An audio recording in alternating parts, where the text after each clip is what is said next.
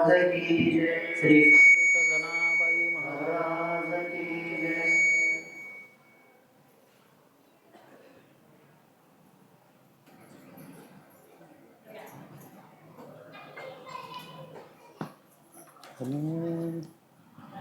वक्रतुंड महाकाय सूर्यकोटि समप्रभ निर्विघ्नं कुरु मे देव सर्वकार्येषु सर्वदा।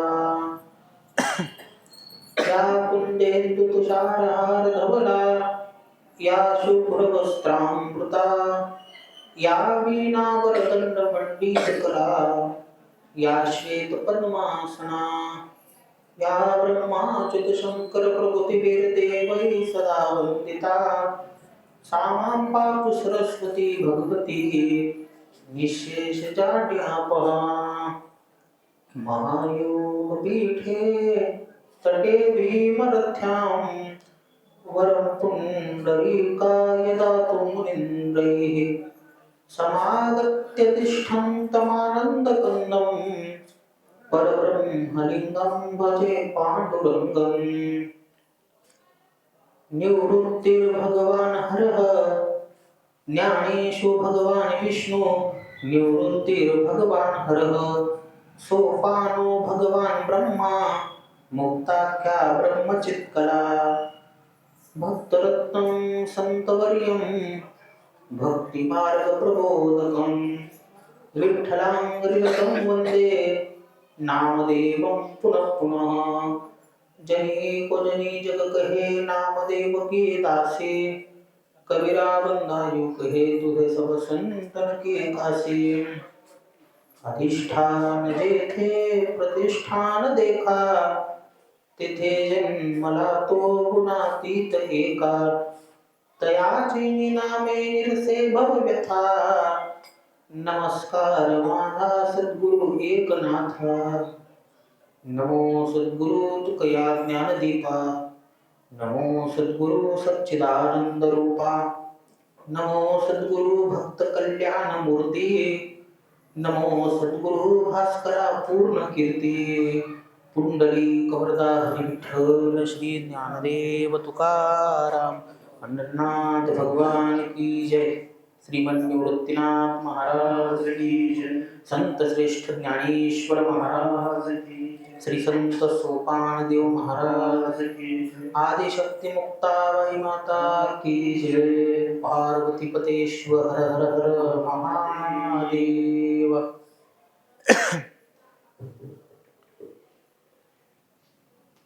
अनंत कोटी ब्रह्मांड नायक भगवान पंढरीश परमात्म्याच्या असीम कृपेद्वारे भगवान शिवशंकराच्या या प्रांगणामध्ये श्रावण मासाच्या महापर्व काळावर विश्वमौली ज्ञानोबरायांच्या 751व्या जयंती उत्सवाच्या निमित्तानं या श्रावण मासाच्या महापर्व काळावर विश्वमौली संत सम्राट श्री संत ज्ञानेश्वर महाराज यांच्या जीवनचरित्राचं दर्शन आपण करत आहोत। आज आपल्या या कथेतील दुसरा दिवस आहे। कालपासून आपण या विश्वमौली ज्ञानोबरायांच्या चरित्राला प्रारंभ केलेला आहे। श्रावण मासाच्या या पहिल्या दिवसापासून आपण हे चरित्रगंगा प्रारंभ करून 7 दिवसापर्यंत ज्ञानोबरायांच्या चरित्रगंगेमध्ये आपण सर्वजण सुस्नात होणार आहोत। काल पहिल्या दिवशी आपण ज्ञानोबरायांच्या चरित्र ऐकण्याचा काय फायदा आहे तत्संबंधानं बराचसा विचार पाहिला। तदनंतर ज्ञानोबरायांच्या चरित्रामध्ये महाराजांचं जे काही पूर्वकालीन असणारे जे पूर्वज आहेत, जो त्यांचा वंशावळीचा भाग आहे, त्यामध्ये त्यांच्या पवित्र कुळाचा इतिहास आपण काल पाहत होतो।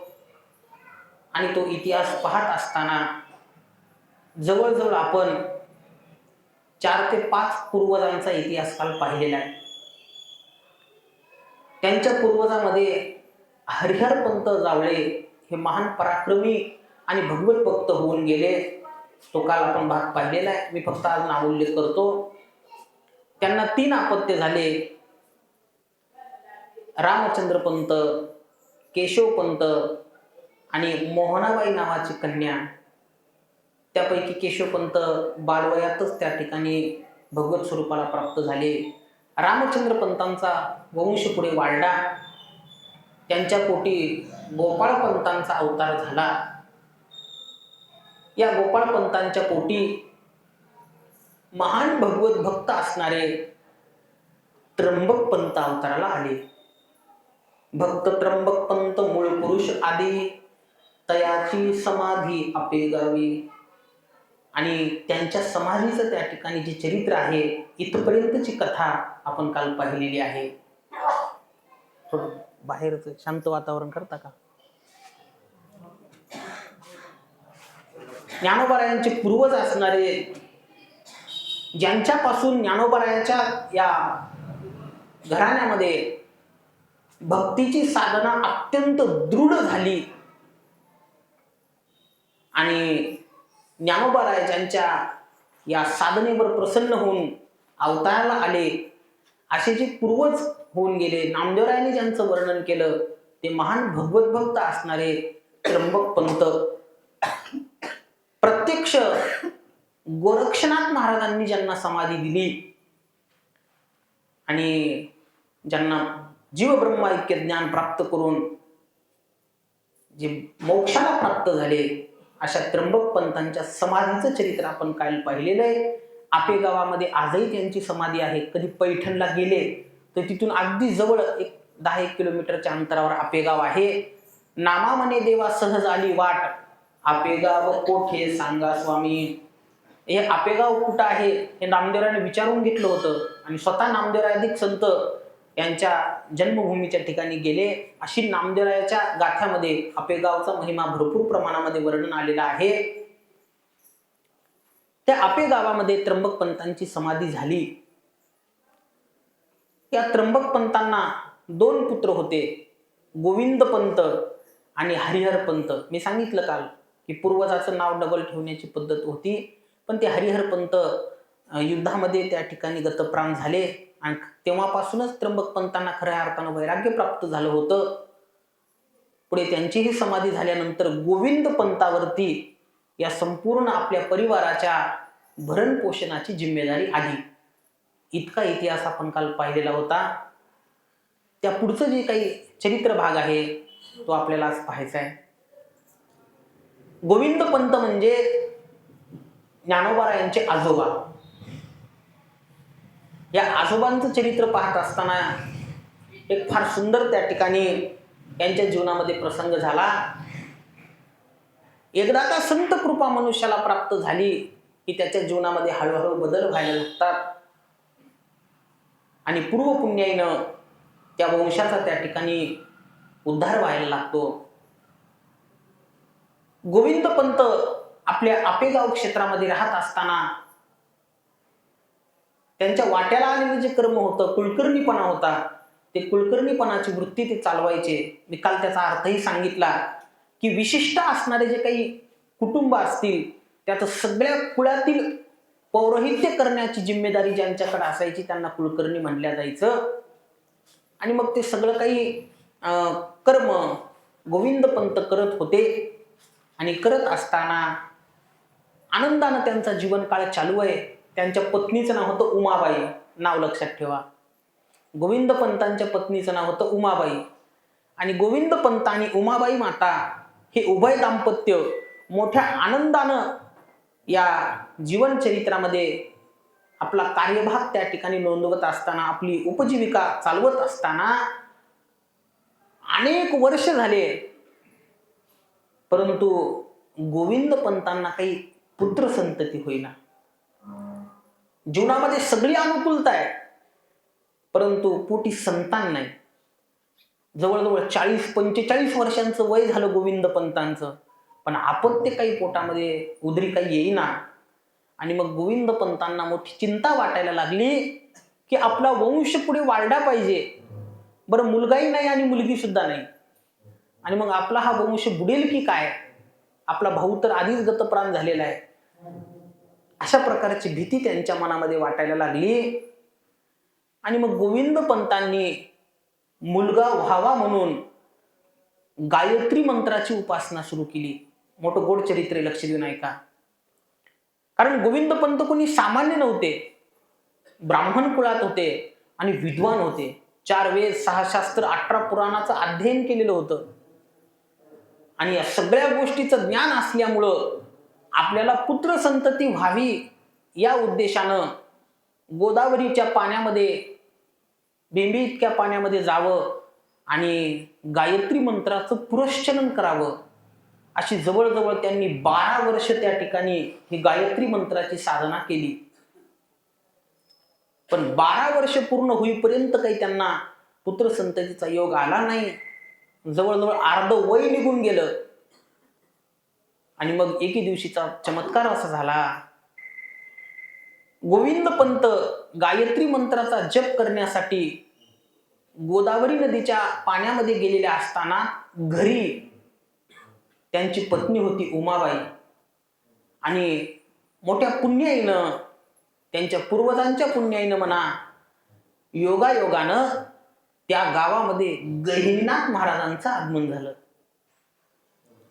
जसं काल गोरक्षनाथ महाराज योगायोगानं त्या गावामध्ये आले आणि भिक्षा मागता मागता त्र्यंबक पंतांना पाहिलं आणि कृपा करून त्यांना मुक्त केलं, अगदी त्याच पद्धतीनं तो काळ म्हणजे नवनाथांचा समकाल आहे. आणि मग गहिनीनाथ महाराज भिक्षा मागत मागत आपेगाव क्षेत्रामध्ये आले. ह्याचं कारण असं होतं की तीर्थयात्रेमध्ये, तीर्थयात्रा करत असताना पैठण हे फार महत्वाचं तीर्थ आहे. एकनाथ महाराजांचा जन्म झाला म्हणूनच पैठण प्रसिद्ध आहे असं नाही, लक्षात ठेवा. जसं काशी, अयोध्या, मथुरा हे जे तीर्थक्षेत्र आहेत हे पूर्वापार प्रसिद्ध तीर्थक्षेत्र आहेत, त्याचप्रमाणे पैठण हे क्षेत्र अनादी कालापासून प्रसिद्ध आहे. नाथांच्या जन्मापासून ते प्रसिद्ध झालं नाही असं नाही, लक्षात ठेवा. एकनाथ महाराजांचा जन्म होण्याच्या पूर्वीही पैठण क्षेत्र हे तीर्थक्षेत्र म्हणून फार प्रसिद्ध होतं. आणि नुसतं तीर्थक्षेत्र नाही, पैठण म्हणजे दक्षिण काशी आहे. काशीच्या विद्वानांना जर काही अडचण आली न्यायनिवाडा करताना, तर पैठण मधले ब्राह्मण न्यायनिवाडा करत होते. इतकं त्या पैठण क्षेत्रामध्ये महात्म्य, लक्षात ठेवा. ज्ञानोबारायांचा इतिहासामध्ये आपल्याला ते येणारच आहे प्रसंग. आणि म्हणून पैठण ही नगरी अतिशय पुरातन असल्यामुळं अनेक साधू संत पैठण नगरामध्ये तीर्थयात्रेच्या निमित्तानं यायचे. आणि पैठणला जायचं म्हणलं की आपेगाव रस्त्यात लागायचं, कारण मी सांगितलं हे जवळजवळचे गाव आहेत. आणि म्हणून नवनाथांचं आगमन तिथं झालेलं आहे. कारण नवनाथांच्या चरित्रात आपण बऱ्याच वेळेला ऐकलेलं की सतत तीर्थयात्रा करणारे, 12 वर्ष सतत रामेश्वर पासून ते केदारनाथ पर्यंत, बद्रीनाथ पर्यंत, पुन्हा दक्षिण यात्रा, असं पूर्ण भारताचं भ्रमण हे नवनाथ करत होते. आणि म्हणून तीर्थयात्रा करता करता पैठण क्षेत्रामध्ये यायचं तर मग हे आपेगाव रस्त्यात लागत होतं. पैठणचा इतिहास जर आणखी वाचायचा झाला तर काशीखंड ग्रंथात सुद्धा त्याचं चरित्र आलेलं आहे, पैठणचं, काशी क्षेत्राचं, काशीखंड ग्रंथामध्ये. कारण पैठण हे फार जुनाट क्षेत्र आहे, म्हणून त्याला प्रतिष्ठान म्हणतात. अधिष्ठान जे ते प्रतिष्ठान देखा, ते जन्मला तो गुणातीत एका, तयाची नामे निरसे भवव्यता, नमस्कार माझा सद्गुरु एकनाथा. आणि फक्त एकनाथ महाराजच तिथं जन्माला आले असं नाही, तर एकनाथ महाराजापूर्वीही अनेक संतांचा जन्म झालेला आहे पैठण क्षेत्रामध्ये. वारकरी संप्रदायातले सगळ्यात जास्त संत जर कुठे जन्माला आले असतील तर पैठणमध्ये. संत भानुदास महाराज पैठण क्षेत्रामधले, संत एकनाथ महाराज पैठण क्षेत्रामधले, संत कुर्मदास महाराज लवळला त्यांची समाधी आहे, ज्यांना दोन्ही हात दोन्ही पाय नव्हते. सूर्याच्या रथाचा सारथी, तो आता चरित्र भागामध्ये तुम्ही याचा उल्लेख करीलच. सूर्याचा सारथी जो अरुण असतो की नाही, उठा अरुणोदय प्रकाश झाला. अरुणोदय झाला म्हणजे सूर्योदय झाला नाही बरं का. सूर्योदय होणं वेगळं आणि अरुणोदय होणं वेगळं. सूर्य उगवण्याच्या पूर्वी जी तांबडीपणा येतो की नाही पूर्व दिशेला, त्याला अरुणोदय म्हणतात. कारण सूर्याच्या रथाचा सारथी अरुण, आणि कधी सारथी पुढे असतो, महारथी मागे असतो, मग तो सारथी पहिल्यांदा पुढे दिसत असतो, म्हणून सूर्याच्या पूर्व दिशेला लालिमा येते, त्याला अरुणोदय म्हणतात. आणि जे त्यावेळेस ते गोलाकार सूर्य दिसायला लागतो, मग तो सूर्योदय झाला. तो सूर्यरथीचा अरुणच त्या ठिकाणी कुर्मदासाच्या रूपानं मृत्यूलोकात अवताराला आला, तो पैठणमध्ये. तोही संत त्या पैठण क्षेत्राचा. त्यानंतर एक बहिरमभट नावाचे संत झाले, भक्तिविजयात त्याचं चरित्र आलेलं आहे, तेही पैठण क्षेत्रातले. एक दंडवत स्वामी होऊन गेले, तेही पैठण क्षेत्रातले. अशा अनेक साधू संतांचा त्या ठिकाणी अवतार पैठण क्षेत्रामध्ये झाला. आणि भगवान शंकरांचं सुद्धा एक दैदिप्यमान आणि तेजस्वी मंदिर त्या ठिकाणी आहे, ज्या मंदिराचा इतिहास काशीखंड ग्रंथामध्ये उल्लेख आलेला आहे. असे एक महादेवाचं मंदिर तिथं आहे. म्हणून पैठण नगर हे फार प्रसिद्ध होतं. मी कशासाठी एवढा विस्तार केला की आपेगावला हे साधू संत सतत येण्याचं कारण हे होतं की पैठणला जाताना हे गाव लागायचं. गोदावरीच्या काठावरचं ते गाव आहे. आणि म्हणून जसं गोरक्षनाथांचं त्या गावामध्ये आगमन झालं, तसंच गहिनीनाथ महाराज गोरक्षनाथांचे शिष्य, आदिनाथ गुरु सकळ सिद्धांचा मच्छिंद्र तयाचा मुख्य शिष्य, मच्छिंद्राने बोध गोरक्षासी केला, गोरक्ष वळला गहिनी प्रती. आणि म्हणून गहिनीनाथ महाराज त्या ठिकाणी गावात आल्यानंतर भिक्षा मागायला लागले. संन्यासी होते, भिक्षावृत्ती होती, भिक्षा मागून जे काही मिळेल त्यामध्ये संतुष्ट राहायचे. आणि भिक्षा मागता मागता योगायोगानं त्यांच्या एक लक्षात आलं की माझ्या श्रीगुरूनं म्हणजे गोरक्षनाथ महाराजांनी मला सांगितलं होतं की तू जर पैठणला गेला तर आपेगावावरती जा, आणि आपेगावला गेल्यानंतर तिचा एक माझा शिष्य आहे की ज्याला मी समाधी दिली होती, त्यांच्या ठिकाणी समाधीचं अवश्य दर्शन घे. म्हणून गावामध्ये त्यांनी त्र्यंबक पंतांची समाधी कुठं आहे हे विचारायला सुरुवात केली. कारण मी काल चरित्र सांगितलं, भक्त त्र्यंबक पंत मूळ पुरुष आदी तयाची समाधी आपेगावी, आणि गोरक्षनाथांनीच त्यांना समाधी दिलेली होती. आणि हे दोघं गुरु शिष्य असल्यामुळं एक वेळेस गोरक्षनाथांनी त्यांना हा इतिहास सांगितला होता. म्हणून त्या गावात आल्यानंतर त्यांना आपल्या गुरुच्या वचनाची आठवण झाली. आणि गहिनीनाथ महाराज गावामध्ये त्र्यंबक पंतांचं घर विचारू लागले, त्यांची समाधी विचारायला लागले. गावातल्या लोकांनी सांगितले की जा, या ठिकाणी त्यांची समाधी आहे, आजही समाधी आहे त्यांची. आणि मग गहिनीनाथ महाराज तिथं गेले तर त्या त्र्यंबक पंतांचे पुत्र गोविंद पंत त्या ठिकाणी राहत होते. पण गायत्री मंत्राचा जप करण्यासाठी त्यावेळेला ते गोदावरीच्या पात्रात गेले होते. घरी मात्र त्यांची फक्त पत्नी होती, उमाबाई नावाची. आणि त्यावेळेला दुपारच्या जवळजवळ 12 वाजताच्या वेळेला गहिनीनाथ महाराज त्या ठिकाणी गेले. नाथ संप्रदायातील असल्यामुळं आदेश त्या ठिकाणी त्यांनी दिला. आदेश, अलक निरंजन अशा प्रकारचे हाक मारले. कोणीतरी एक यती संन्यासी आपल्या द्वारावरती आलेला आहे, अशा प्रकारचा भाव अंतःकरणामध्ये जाणून उमाबाई भिक्षा वाढण्याच्या निमित्तानं बाहेर आल्या. आणि मग भिक्षा महाराजांना दिली. त्र्यंबक पंतांची विचारपूस केली, त्यांच्या समाधीचं दर्शन घेतलं. आणि मग आपल्या गुरुनं ज्यांना स्वतःहून समाधी दिली त्यांचा अधिकार निश्चित मोठा असला पाहिजे, म्हणून त्यांच्या कुटुंबाची विचारपूस करावी अशी भावना जागृत झाली. नाहीतर संन्यासी काही गृहस्थ आश्रमाच्या घरची विचारपूस करत नाहीत आणि करू सुद्धा नाहीत. पण आपल्या गुरुनं ज्यांना समाधी द्यावी ते कुळ पवित्र असलं पाहिजे, म्हणून त्यांच्या कुळाची थोडीशी विचारपूस केली. आणि विचारपूस केल्यानंतर लक्षात आलं की त्र्यंबक पंतांची समाधी झाली आणि त्यांचे पुत्र गोविंद पंत या ठिकाणी आता वास्तव्याला आहेत, पण त्यांना अर्धवय निघून गेलं तरी सुद्धा पोटी संतान नाही. आपल्या एवढ्या भगवत भक्ताचा वंश बुडेल की काय, म्हणून गहिनीनाथ महाराजाला चिंता वाटली. आणि भूत भविष्य वर्तमान या तिन्ही काळाचं ज्ञान असणाऱ्या गहिनीनाथ महाराजांनी भविष्य जाणून त्या ठिकाणी एक लीला केली.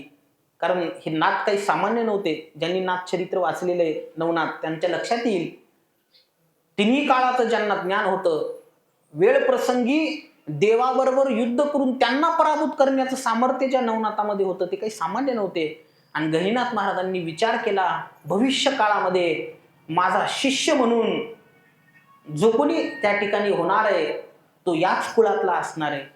कारण निवृत्ती गहिनी कृपा केली पूर्ण, कुळ हे पावन कृष्ण नामे.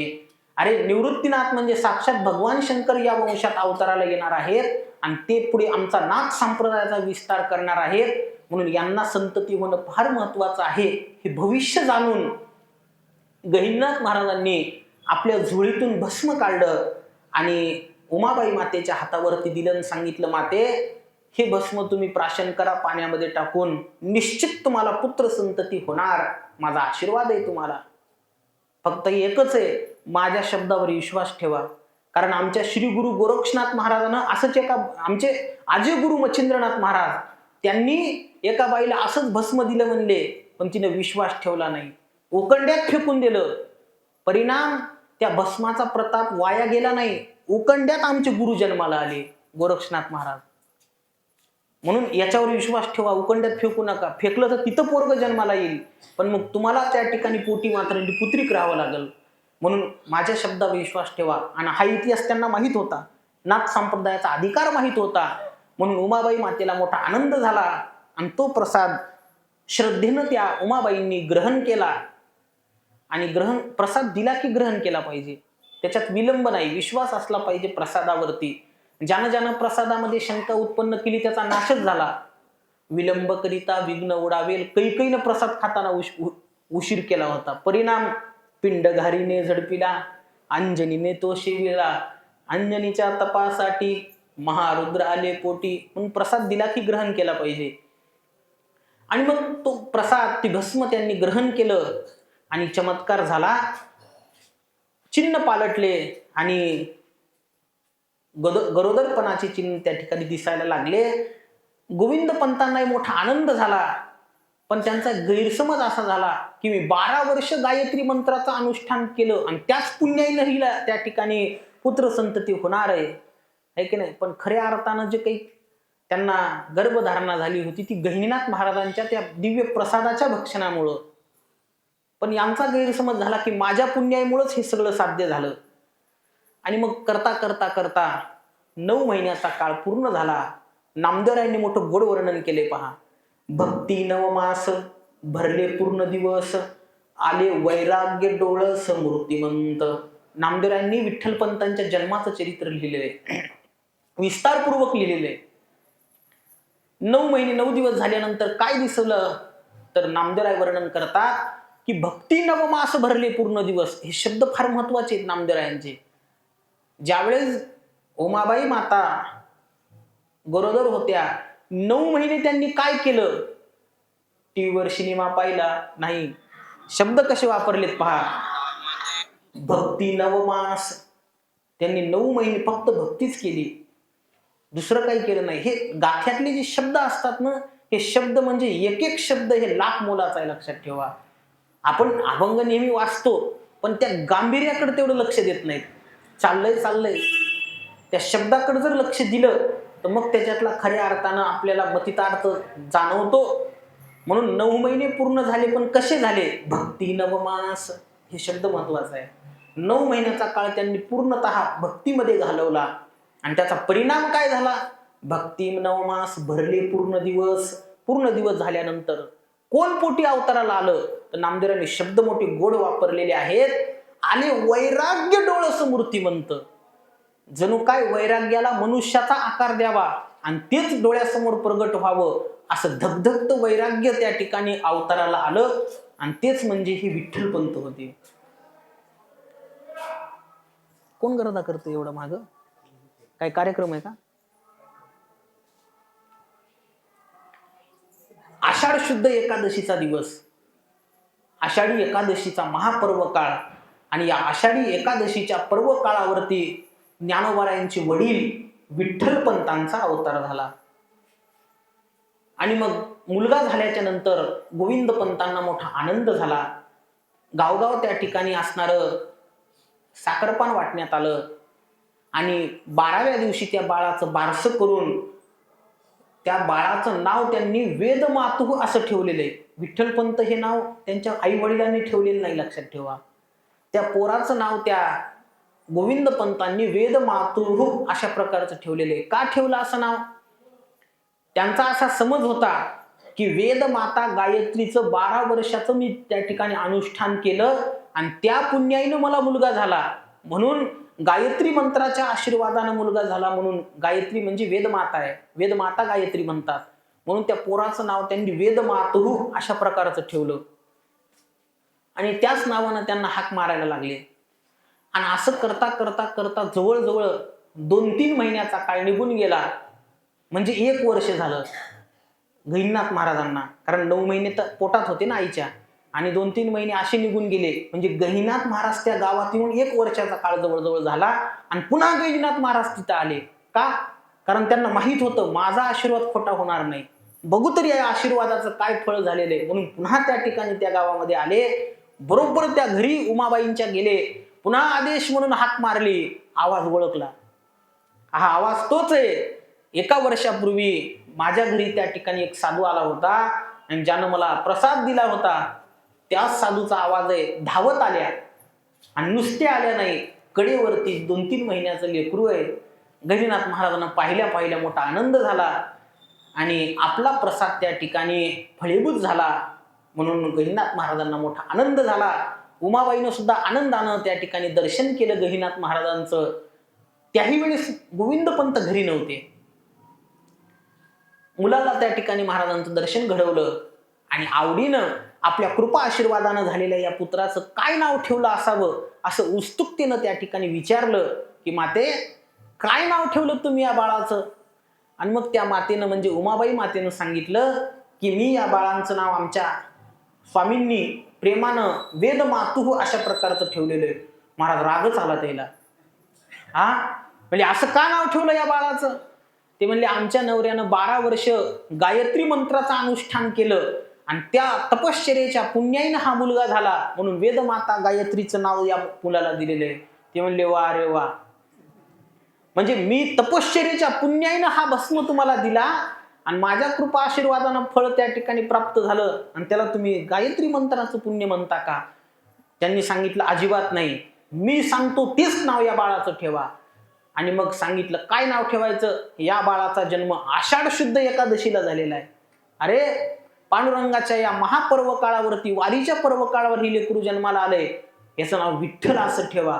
आणि विठ्ठल नाव ठेवा हे गहिनीनाथ महाराजांना सांगितले, लक्षात ठेवा. त्यांच्या आई वडिलांनी ठेवलं नाही. तुम्ही म्हणताल ह्या गोष्टीला प्रमाण काय? तर नामदेवाच्या गाथ्यात हे प्रमाण आलेलं आहे. आवडी विठ्ठल ठेविले नाम, निराई सप्रेम गहिनीनाथे. हे शब्द पहा गाथ्यातले, अभंग रूपात आलेले वर्णन. त्या गहिनीनाथ महाराजांनी सांगितलं होतं निराई मातेला.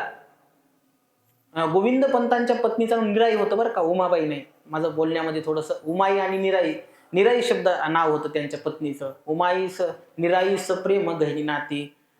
कारण हे सगळे 8 पिढ्याचा इतिहास आहे. एखाद्या वेळेस मागं पुढं शब्द होऊ शकतो, पण लक्षात आल्यानंतर मी सांगेल तुम्हाला. असं रेटून नाही नेणार आता तुमच्या देखत कसं चुकीचं बोलू म्हणून, कारण मनुष्य रूपामध्ये असल्यानंतर एखाद्या वेळेस हे 8 पिढ्याचा इतिहास आहे आणि मी काही एक शब्द असा पाठ केलेला नाही. हे ज्ञानोबाराच्या कृपा आशीर्वादानं त्याला बरेच वर्ष झाली हा ग्रंथ वाचून, आता सोबत आणलाय पण ते काही वाचलं नाही. आणि ज्ञानोबारायांचं हे जीवनचरित्र कथा अति गोड आहे महाराज, एखाद्या वेळेस लक्षात येत नाही. निराई त्यांच्या पत्नीचं नाव होतं, लक्षात ठेवा. आणि मग निराई मातेला सांगितलं गहिनीनाथ महाराजांनी, या पोराचं नाव तुम्ही विठ्ठल असं ठेवा, हे नाव बदला म्हणले तुम्ही. नामदेवराय वर्णन करतात, आवडी विठ्ठल ठेविले नाम, निराई सप्रेम गहिनीनाथे. गहिनीनाथ महाराजांनी सांगितलं आणि मग त्या बाळाचं नाव त्यांनी विठ्ठल असं ठेवलं आणि मग तेव्हापासून हे जगामध्ये विठ्ठलपंत म्हणून प्रसिद्ध झाले. मोठे विद्वान त्या ठिकाणी हे विठ्ठलपंत होते, सामान्य नव्हते. कारण साधूच्या आशीर्वादानं झालेलं बाळ होतं आणि साधूच्या आशीर्वादानं झालेलं बाळ असल्यामुळं अति तीक्ष्ण बुद्धी. आणि नामदेवाने जसं वर्णन केले की आले वैराग्य डोळ स्मृतिमंत, वैराग्याचाच पुतळा म्हणजे हे त्या ठिकाणी विठ्ठलपंत होते. लहानपणापासून कुशाग्र बुद्धिमत्ता यांच्या 8व्या वर्षी त्या ठिकाणी मौंजी बंधनाचा कार्यक्रम संपन्न झाला. तुम्हाला आवाज बरोबर येतोय ना? ते मला कशामुळे व्हायला लागले असं माहितीये का? हे मागच्या आवाजामुळे मला एखादा शब्द लक्षात येत नाही, मग चुकीचं बोलतो मग त्याच्यामुळं. म्हणून मला वाटतं तुम्हाला असं ऐकू येतंय की नाही? येतं असेल ना? ठीक आहे.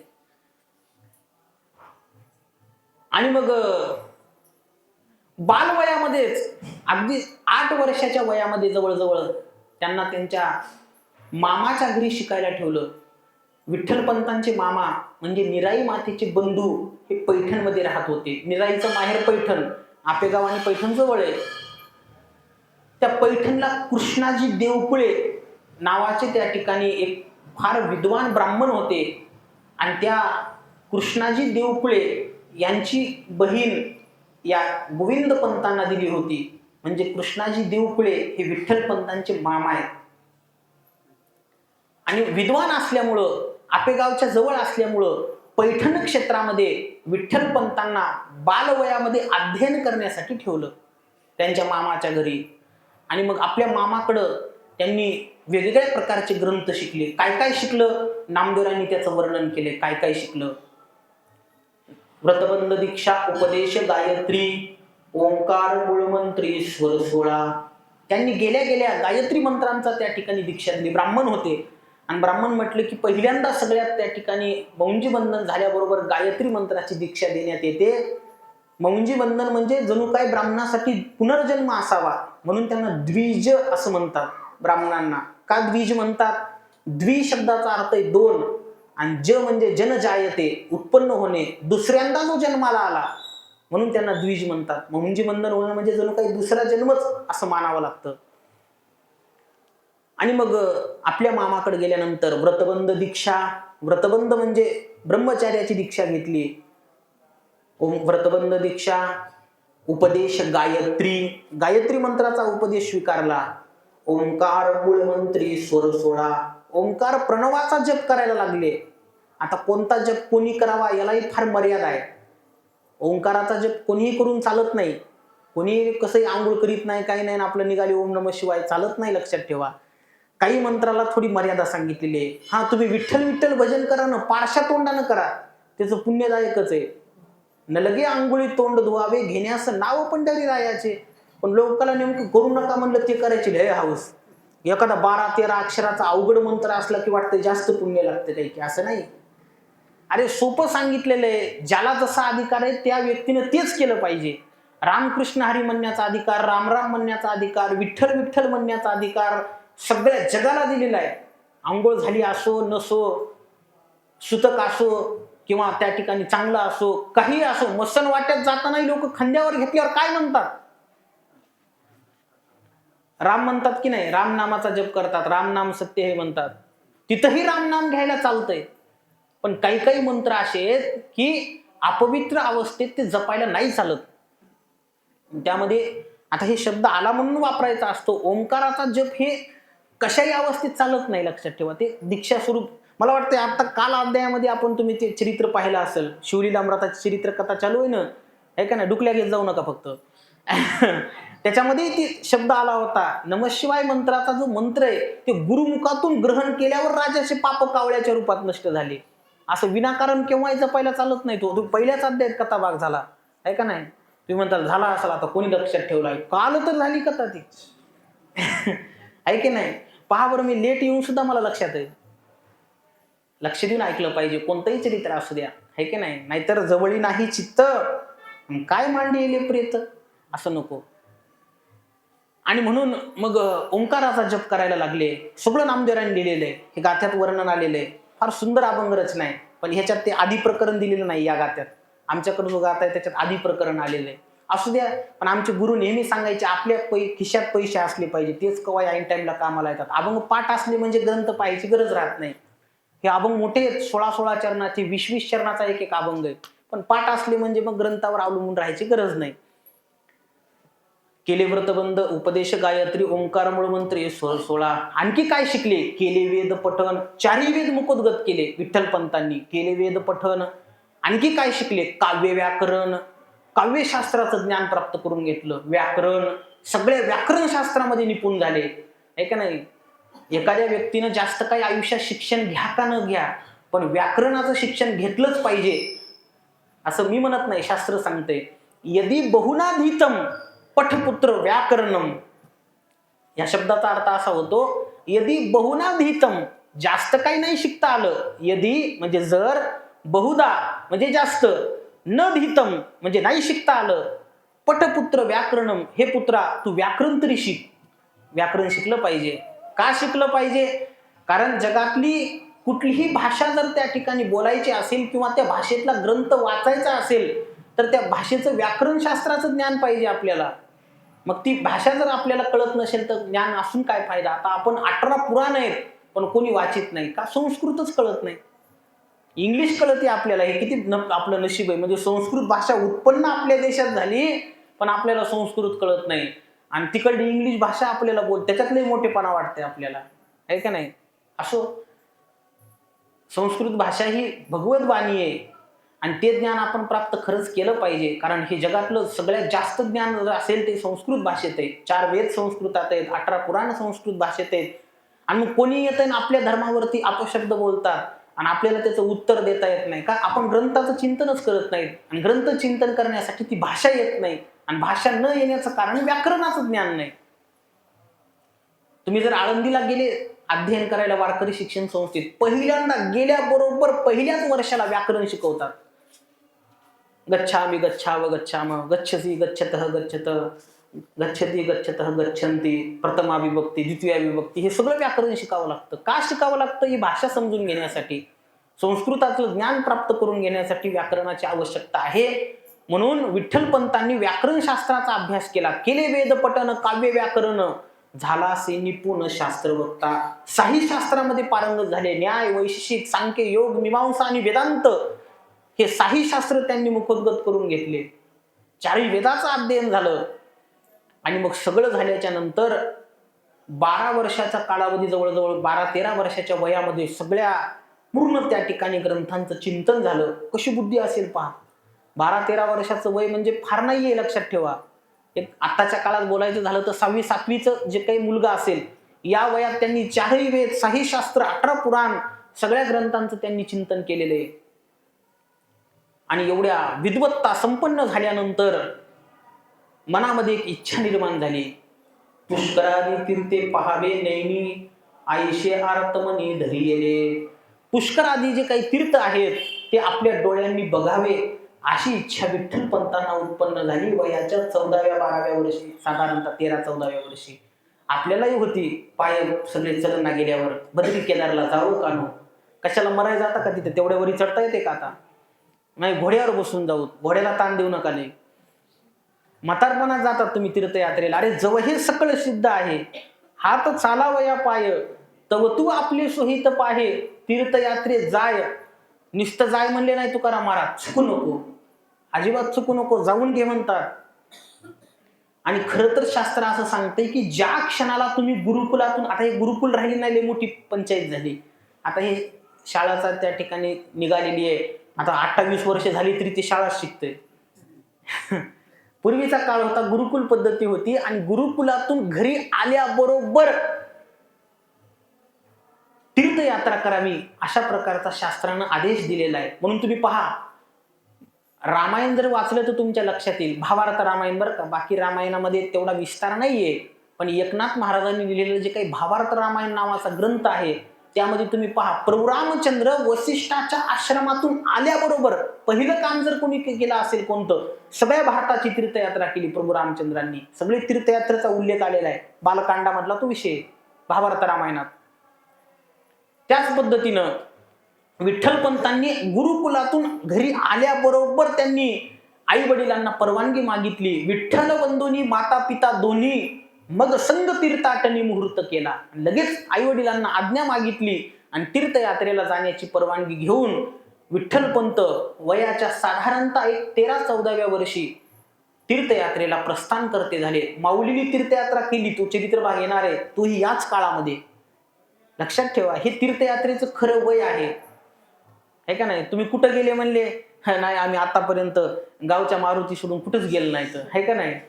ते बी एकदा लग्न झाल्यावर गेलो होतो म्हणा नवरदेव म्हणून, तेव्हापासून काय आमचा संबंध मंदिरासोबत आला नाही. बरं, धन्य माता पिता तयाची असू ते तीर्थयात्रेला गेलं पाहिजे गड्या, घर सुटत नाही, का नाही. तीर्थयात्रेचं हे सगळ्यात मोठं फळ आहे. कोणतं फळ आहे तीर्थयात्रेचं? तीर्थयात्रेचं सगळ्यात मोठं फळ म्हणजे आपल्या अंतःकरणात वैराग्य निर्माण होतं आणि झालेलं वैराग्य बळकट होते. कारण तीर्थयात्रेत अनेक अनुभव येतात.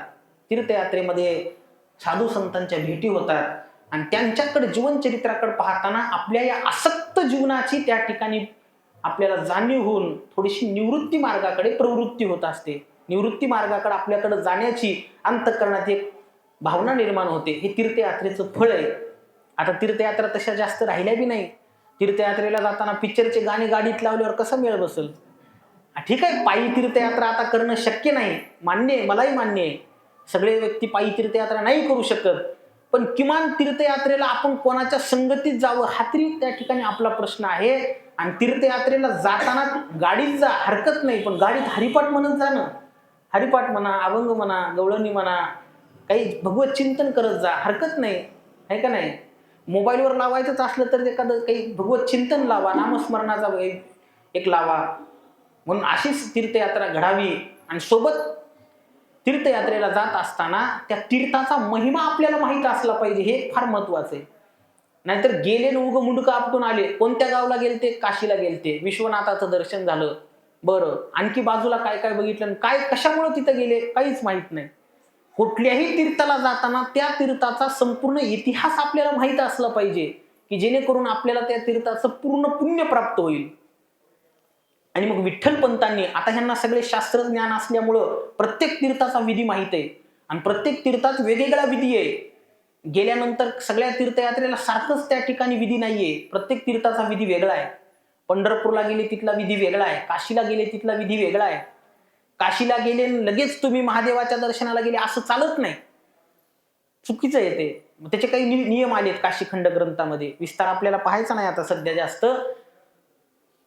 काशीला गेल्यानंतर पहिल्यांदा चक्र पुष्करणी तीर्थावर जावं, तिथं स्नान करावं, मग दुसरं स्नान गंगेचं करावं, मग नंतर भगवान शंकर काशी विश्वनाथाचं दर्शन करावं, त्यानंतर साक्षी विनायकाचं दर्शन करावं, त्यानंतर धुंडीराज गणपतीचं दर्शन करावं, अन्नपूर्णा मातेचं दर्शन करावं, एक कवडी माता म्हणून आहे त्याचं दर्शन करावं, असा तिथला नियम आहे. कालभैरवाचं दर्शन करावं आणि बिंदू माधवाचं दर्शन करावं, असा तिथं विधी आहे. हे मागं पुढं सुद्धा चालत नाही. व्यास महर्षी काशीत गेल्यावर ते थेट बिंदू माधवला गेले होते, महादेवाकडे गेलेच नाही. तर त्यांना फार मोठा दोष लागलेला आहे. त्यांना काशीच्या बाहेर आकलून दिलं होतं दंडपाणी कालभैरवांनी. आणि आजही व्यासांचं मंदिर काशीच्या बाहेर आहे, त्याला व्यास काशी म्हणतात. कशासाठी? काशीत गेले खरे, पण तिथला विधी चुकीच्या पद्धतीने केला. मग चुकीच्या पद्धतीने केल्यानंतर व्यासासारख्यांना शिक्षा झालेली आहे.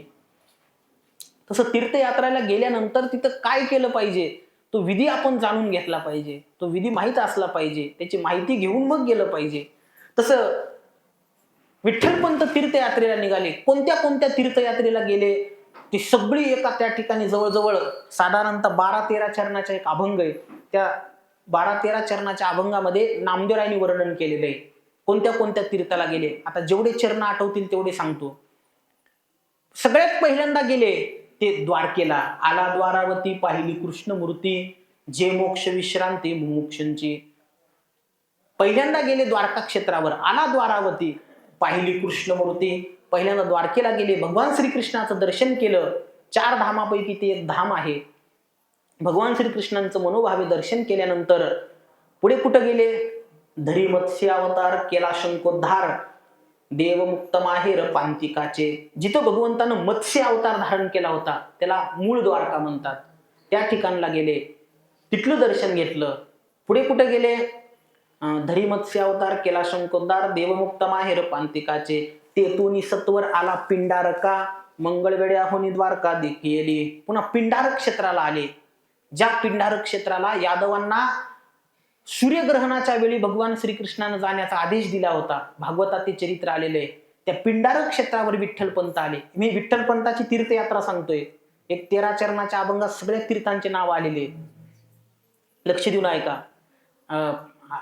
तेथून सत्वर आला पिंडारका, मंगळवेड्या होनी द्वारका देखीली. पुन्हा कुठं गेले? भगवान श्रीकृष्णाने सुदामाला सोन्याची नगरी दिली होती.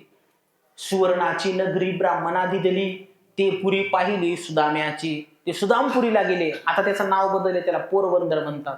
सगळ्यात चांगल्या तीर्थाचे नाव बदलून टाकले महाराज.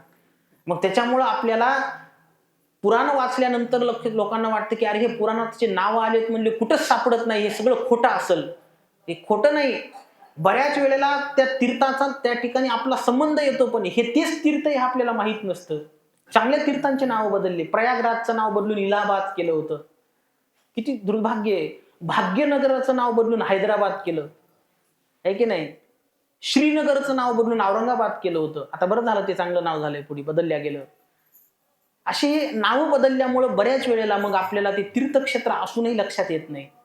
मग सुदामपुरीचं नाव आता बदलल्या गेलेलं आहे, त्याला पोरबंदर म्हणतात. असू द्या, काय माकडाचं नाव दिलं त्याला काय माहिती. आणि मग गाथ्यात तसा शब्द आला नाही, लक्षात ठेवा. सुवर्णाची नगरी ब्राह्मणादी दिली, ते पुरी पाहिली सुदाम्याची. त्या सुदामपुरीला जाऊन दर्शन घेतलेले. पुन्हा आणखी कुठे गेले? पुढे त्या ठिकाणी आल्याच्या नंतर मुचकुंदादी गुंपा काळ यवन उभा. पुढे मचकुंद नावाचा जो राजा होता तो एका गुहेत झोपलेला होता आणि तिथं भगवंतानं काल यवनाचा वध केला होता. ती गुफा बघायला गेले विठ्ठलपंत. सगळं वर्णन केले नामदेवरायांनी गाथ्यामध्ये. पुन्हा पश्चिमे प्रभास तीर्थ देखिले, सोरटी देखिले सोमनाथ. पुन्हा प्रभास क्षेत्रावर गेले, ज्या ठिकाणी यादवांना शाप झाला, जिथं सगळे यादव एकमेकाला सोबत युद्ध करून नष्ट झाले, त्या प्रभास क्षेत्रावरती विठ्ठलपंत गेलेले. आणखी कुठं गेले? संपादुनी गेला अवतार कृत्य, ते भालुका तीर्थ देखिले. ज्या ठिकाणी भगवान श्रीकृष्ण एका पिंपळाच्या झाडाखाली बसले आणि ज्यांच्या पायाच्या अंगठ्याला एका जरा नावाच्या व्याध्यानं बाण मारला आणि जिथं भगवान श्रीकृष्णांनी अवतार कार्य संपवलं, मी गेलेलो आहे. फार सुंदर तीर्थक्षेत्र आहे पहा. आता हे सगळं सांगताना चित्र डोळ्यासमोर उभा टाकतंय माझ्या. ते तिथं त्या ठिकाणी हे विठ्ठलपंत गेले. जिथं जिथं संत गेले तया ठाया देवराया पाववी, आहे का नाही? संत गेले तिथं आपण गेलं पाहिजे, लक्षात ठेवा. बाकी तीर्थयात्रेचं काही कारण तुमच्या डोक्यात येऊ का न येऊ, फक्त एकच लक्षात ठेवा, ज्ञानोबारायाचे वडील या गावाला गेले होते. स्वतः नामदेवराय आणि ज्ञानेश्वर महाराजांनी पायी तीर्थयात्रा करताना हे सगळे तीर्थ बघितलेत. मग ज्ञानोबारायाचे पावलं लागले तिथं आपण गेलं पाहिजे की नाही? म्हणून तरी तीर्थयात्रेला जा, आहे की नाही? बाकी काही कारण असो का नसो. संपादून गेला अवतार कृत्य, ते भालुका तीर्थ देखिले. आणखी कुठं कुठं गेले? मंडनाकार शोभेतो माधव, रुक्मिणी विवाह झाला जेथे. जिथं भगवान श्रीकृष्ण आणि रुक्मिणी मातेचा विवाह झाला ते मूळ माधव नावाचं तीर्थक्षेत्र आहे. त्याही ठिकाणी विठ्ठलपंत गेले. आणखी कुठं गेले? आला सप्तशृंगा, सप्तशृंगी मातेचं दर्शन घेतलं. पुढे त्या ठिकाणी अरुणा वरुणा प्राची गोदावरी, ते कपाळेश्वरी पूजा केली. नाशिकमध्ये पंचवटीच्या जवळ कपालेश्वर नावाचा महादेव आहे. बघा गेल्यावर कधी, हे त्याच्यामुळेच सांगितलं, कोण्याही तीर्थाला गेल्यानंतर तिथला बारकावा माहित पाहिजे, म्हणजे ते सगळं तीर्थ आपल्याला पाहण्यात येतात. आता बरेच लोक पंचवटीला जातात, रामचंद्र प्रभूचं दर्शन करतात आणि तसंच माघारी येतात. पण तिथं कपालेश्वर महादेवाचं मंदिर आहे, ज्याचं वर्णन नामदेवरायानं केलेलं आहे. ते कपाळेश्वरी पूजा केली, तिथं विठ्ठलपंतांनी जाऊन पूजा केलेली आहे. पुढे ज्योतिर्लिंग देखिले त्र्यंबक, कुशावरती उदक स्वीकारिले. पुढे त्र्यंबकेश्वरला भगवान आपले विठ्ठलपंत गेलेले आहेत, लक्षात ठेवा. त्र्यंबकेश्वर म्हणजे काही सामान्य तीर्थक्षेत्र नाही. पुढे ज्योतिर्लिंग देखील त्र्यंबक, ज्योतिर्लिंग आहे त्र्यंबकराज, म्हणजे नुसतं ज्योतिर्लिंग नाही, सगळ्या 12 ज्योतिर्लिंगात ते राजा आहे. नरहरी महाराजांनी वर्णन केलेलं आहे. त्र्यंबक हा तीर्थराज, पूर्वी अंतरीचे काज, त्याही तेजा माझी तेज, महाकाळ उज्जैनी. सगळ्या तीर्थांचा राजा म्हणतात त्र्यंबकेश्वरला. असे ते त्र्यंबकेश्वरला गेलेले. त्र्यंबक हा तीर्थराज. तिथं कुशावर्त नावाचं तीर्थ आहे, त्या कुशावर्तामध्ये स्नान केलं. काय फायदा त्या कुशावर्तात स्नान करण्याचा? नामदेवरायांनी त्याचं गोड वर्णन केलेलं आहे. कुशावरिता करिता स्नान, त्याचे वैकुंठी राहणे. कुशावर्तात स्नान करणं म्हणजे वैकुंठाचं तिकीट काढून घेतल्यासारखं आहे. कारण त्या तीर्थात स्नान केल्यानंतर त्याला वैकुंठ धामाची प्राप्ती होते, असं नामदेवरायांनी अभंगात वर्णन केलेलं आहे. वाचे म्हणता गंगा गंगा, सगळे दोष जाती भंगा, दृष्टी पडता ब्रह्मगिरी, त्याशी नाही यमपुरी. कुशावर्ता करता स्नान, त्याचे वैकुंठी राहणे. नामा म्हणे प्रदक्षिणा, त्याशी जन्म नाही पुन्हा किंवा त्याच्या पुण्या नाही गणना, असे 2 पाठ आहेत. असं हे त्र्यंबक तीर्थक्षेत्राला हे विठ्ठलपंत गेले. त्र्यंबकेश्वराची पूजा केली, कुशाव्रताचं स्नान केलं, ब्रह्मगिरीला त्या ठिकाणी प्रदक्षिणा केली, असं वर्णन आलेले बरं का. वंदोनी गंगाद्वार सव्य ब्रह्मगिरी, मग भीमाशंकरी आनंदला, आहे का नाही? विठ्ठलपंतांनी ब्रह्मगिरीत चढला आणि गंगाद्वार बघितला. हे सगळं माझ्या डोळ्यासमोर दिसते, कारण हे सगळं पाहण्यात आलेलं आहे ना. जे जे गेले त्यांना हे लक्षात येत असेल. गोदावरी मातेचा उगम त्या ब्रह्मगिरीच्या कड्यावर आहे. तुम्ही वरी जा चढून, जे गेलेत त्यांना माहित आहे. आणि गोमुखातून ती गोदावरी माता अति सूक्ष्म रूपामध्ये प्रगट होते. फार सुंदर आहे. त्या ठिकाणी विठ्ठलपंत गेले. वंदोनी गंगाद्वार, गंगाद्वार आहे त्या ब्रह्मगिरीच्या माथ्यावरती, आणि तिथं विठ्ठलपंत गेले. आता हे सगळं चित्र डोळ्यासमोर दिसतंय. फार सुंदर त्या ठिकाणी गोदावरी मातेचा उगम आहे. त्या गंगाद्वाराचं दर्शन घेतलं. वंदोनी गंगाद्वार. पुन्हा खाली आल्यानंतर सव्य ब्रह्मगिरी, ब्रह्मगिरीला प्रदक्षिणा मारली. साधारण 25-30 किलोमीटरचा ते प्रवास आहे की नाही. फार सुंदर प्रदक्षिणा एकदा तरी केली पाहिजे, मनुष्यानं करावी, फार गोड. आणि मग ती सव्य ब्रह्मगिरी, ब्रह्मगिरीची प्रदक्षिणा केली. एक प्रदक्षिणा जरी त्या मनुष्याच्या जीवनात घडली तर त्याला पुन्हा जन्म मरणाची फेऱ्यात पडत नाही. आहे की नाही. किती सोपा उपाय हो, आहे का नाही. आता मी कालच सांगितलं, हे मोक्ष प्राप्ती काही एवढी सोपी नाही, पण नामदेवरायने किती सोपं सांगितलंय आपल्याला. म्हणून विठ्ठलपंतांनी हे सगळं केलं. शास्त्र पाठ होतं त्यांना, पण संतावर विश्वास ठेवून सव्य ब्रह्मगिरी, ब्रह्मगिरीची प्रदक्षिणा केली. नामा म्हणे प्रदक्षिणा आणि त्याशी जन्म नाही पुन्हा, असाच पाठ आहे गात्यात. ते त्याची काय नामा म्हणे प्रदक्षिणा, त्याच्या पुण्या नाही गणना, हासा पाठ गाथ्यात नाहीये बरं का. गाथ्यातले शब्द असे आहेत की नामा म्हणे प्रदक्षिणा आणि त्याशी जन्म नाही पुन्हा. लोक मंदिराला प्रदक्षिणा मारताना हे अभंग म्हणतात, ते ब्रह्मगिरीच्या प्रदक्षिणेचं आहे. इतक्या 2 मिनिटात प्रदक्षिणेचं फळ असं नाही, त्याला ब्रह्मगिरीची प्रदक्षिणा करावी लागते. काही काही साधक असे आहेत महाराज, रोज ब्रह्मगिरीची प्रदक्षिणा करतात. रोज. काय पुण्य असेल बरं त्यांचं. आम्ही स्वतः एका माऊलीचं दर्शन घेतलेलं आहे, किंवा किंबहुना त्या माऊलीच्या सन्निध्यात आम्ही नेहमी राहतो. एक माऊली आहे तिथं, त्यांचं नाव आहे कृष्णा माऊली. त्यांना माई म्हणतात, कृष्णा माई म्हणतात. त्या माऊली बिना चप्पलचं रोज नित्य नेमानं ब्रह्मगिरीला प्रदक्षिणा करतात. किती वर्ष झाले ते माहित नाही. 30-35 किलोमीटरची साधारण प्रदक्षिणा आहे रोज. त्यांची एवढी सवय त्यांना झाली बिना चपलीची. तुम्ही बिना चपलीची करूनच दाखवा गडे. शक्य नाही महाराज, तिथं खडे फार आहेत, टोचतात पायात. पण ते जितके खडे टोचतील तेवढे त्याचे पाप नष्ट होतात, असं आर्थिक प्रमाण आहे त्याला. जवळ रूपती पायी खडे तव तव त्याचे सर्व पातक जडे, असं वर्णन आलेलं त्या त्र्यंबकेश्वरच्या आरतीमध्ये. आणि ते बिना चपलीची प्रदक्षिणा रोज नित्य नियमानं असे आहेत माणसं. लक्षात ठेवा, फक्त तुम्ही ऐकून ठेवा. तुम्ही काही जात नाहीत मला माहिती आहे. तुम्ही ठाईचं बैसुनी ह्याचं एक चित्त होतं. इथं बसले तरी घरी आठवण जाते तुमची. एक चित्त होतंय का. बरेच लोक डुकले घेत असतील. एक चित्त होणं एवढं सोपं नाही, लक्षात ठेवा. अशी ही ब्रह्मगिरीची प्रदक्षिणा विठ्ठलपंतांनी गेली. वंदोनी गंगाद्वार सव्य ब्रह्मगिरी. मोठं महत्व आहे ब्रह्मगिरी पर्वतावर. ब्रह्मगिरीचा इतिहास सांगत बसलं तर त्याच्यात वेळ जाईल, पण माहीत असल्याशिवाय कळणार तरी कसं आपल्याला. ब्रह्मगिरी म्हणजे, त्याचं ब्रह्मगिरी म्हणण्याचं कारण असं आहे की जे निर्गुण निराकार ब्रह्म आहे ते आपल्याला डोळ्यानं बघता येत नाही. सगळं ब्रह्म सर्वगत सदा सम, जे तर अनु नाही विषम, ऐशे जाणती ते अति दुर्गम, त्याची भेटी झाली आहे भाग्य परम. हे सगळं खरं आहे, पण ते परब्रह्म स्वरूप निर्गुण निराकार असल्यामुळे डोळ्यानं पाहण्याचा विषय नाही. पण शास्त्रामध्ये असं प्रमाण आहे की ते निर्गुण ब्रह्म जर सगुण रूपात पाहायचं असेल तर ते ब्रह्मगिरी पर्वत पाहावा. त्याला ब्रह्मगिरी म्हणण्याचं कारण असं आहे की ते परब्रह्मच जणू काय पर्वताच्या रूपात प्रगट झालेलं आहे. म्हणून त्याच्या दर्शनाचं आणि त्याच्या प्रदक्षिणेचं एवढं महात्म्य आहे. दृष्टी पडता ब्रह्मगिरी त्याशी नाही यमपुरी, आणि नामा म्हणे प्रदक्षिणा त्याशी जन्म नाही पुन्हा.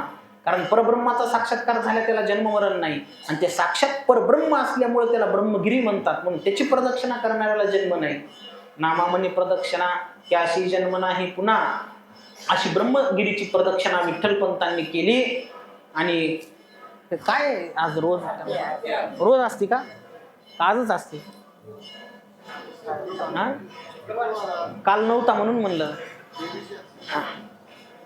1-2 मिनिटं भजन घेऊ, पुन्हा आपण तीर्थयात्रा पाहू पुढे. हरी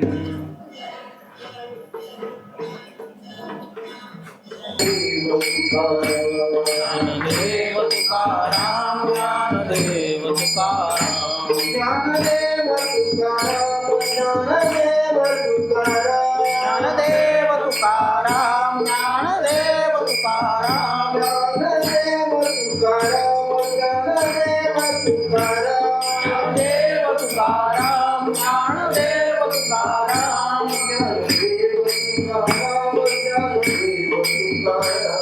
ज्ञानदेव तुकाराम, ज्ञानदेव तुकाराम, ज्ञानदेव तुकाराम, ज्ञानदेव तुकाराम, ज्ञानदेव तुकाराम, ज्ञानदेव तुकाराम ज्ञानदेव तुकाराम ज्ञानदेव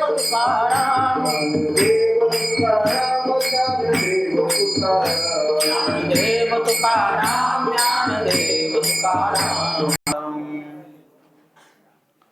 अशा प्रकारे विठ्ठलपंतांनी ब्रह्मगिरीची प्रदक्षिणा केली आणि मग वंदुनी गंगाद्वार सव्य ब्रह्मगिरी, मग भीमाशंकरी आनंदला.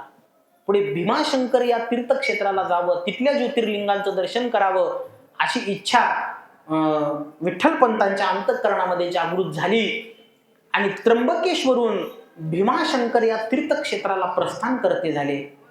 जात असताना विठ्ठलपंत कसे चालायचे त्याचं वर्णन आलेलं आहे. आला अलंकावती इंद्रायणी तिरी, स्नान संध्या करी देवपूजा. आणि ज्या वेळेला त्र्यंबकेश्वरून भीमाशंकरला जायला लागले, आता भीमाशंकरला जायचं म्हणजे पुणे भागातून जावं लागतं, कारण ते पुणे जिल्ह्यातलं ज्योतिर्लिंग आहे. आणि पुणे मार्गाने जाताना आळंदी क्षेत्राला आलेले आहेत. पुन्हा काही जणाला शंका उत्पन्न होऊ शकते की ज्ञानोबारायाची समाधी झाली म्हणून आळंदी क्षेत्राला एवढा महत्व आहे, पण विठ्ठलपंतांचे पुत्र ज्ञानेश्वर महाराज आहेत. मग विठ्ठलपंत आळंदीला गेले ते कोणत्या देवाचं दर्शन करायला? आळंदी सुद्धा पैठण प्रमाणेच ज्ञानोबारायाच्या जन्मामुळे नाही प्रसिद्ध झाली. आळंदी हे सुद्धा अतिशय पुरातन तीर्थक्षेत्र आहे. शिवपीठ हे शिवपीठ हे जुनाट, शिवपीठ हे जुनाट, शिवपीठ हे जुनाट, शिवपीठ हे जुनाट.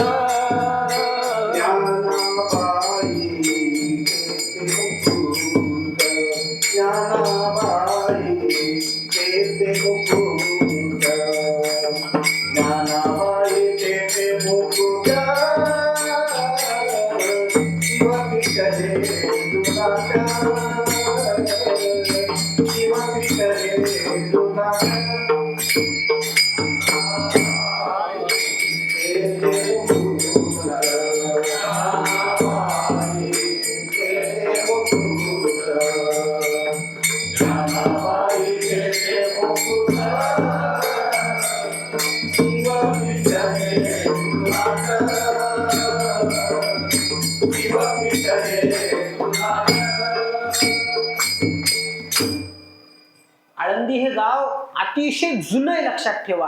किती जुनं? एकनाथ महाराज म्हणतात शिवपीठ हे जुनाट. त्या जुनाट शब्दात त्याचं गांभीर्य लक्षात ठेवा. पण काही जण म्हणतील नाही नाही महाराज सांगा किती जुनं आहे.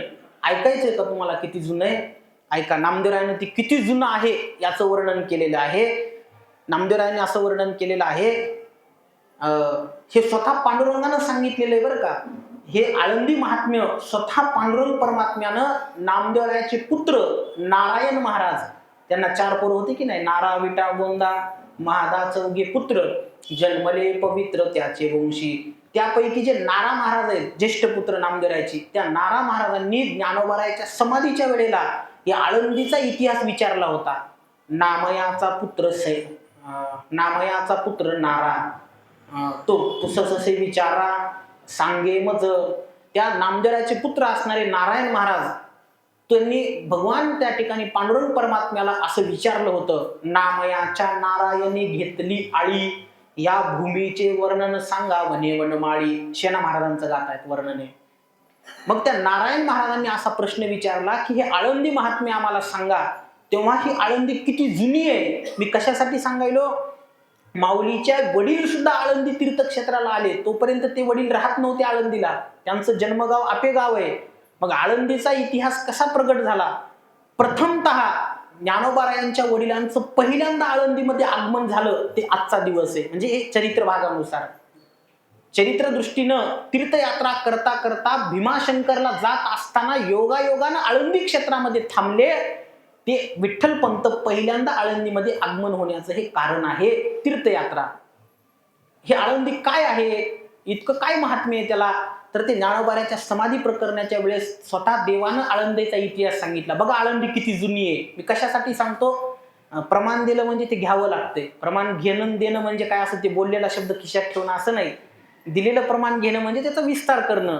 तर जे प्रमाण आहे शिवपीठ हे जुनाट, ते जुनाट शब्दाचा अर्थ सांगतो तुम्हाला. किती जुनं आहे शिवपीठ आळंदी ते स्वतः पांडुरंग परमात्मा सांगायला लागले. देवासी कळले गौप्य गुज, म्हणे रे नामया हेची चोज, तो निजभाव सहज प्रगट सांगू आता. नामदेवा ऐक म्हणले, या आळंदीचा मी जुना इतिहास सांगतो. ही आळंदी काय किती जुनी आहे माहिती आहे तुला? मग सांगायला लागली भगवान पांडुरंग परमात्मा. कृतयुगा क्षेत्र आदी, ज्ञानदेवा तेथे समाधी, ऐके देव सांगत असे शुद्धी, योग बुद्धी जुनाट. भगवंत सांगायला लागले कृतयुगा क्षेत्र आदी म्हणजे सत्ययुगाच्या पूर्वीही आळंदी होतीच म्हणले, फक्त त्याला नाव वेगळं होतं. 4 युगामध्ये आळंदीला 4 नाव आलेले आहेत. कृतेयत आनंदम ब्रूयात, त्रेतायाम कापिलम स्मृतम, द्वापारे वारणम ब्रूतम, कलौतत अलंकापुरीम.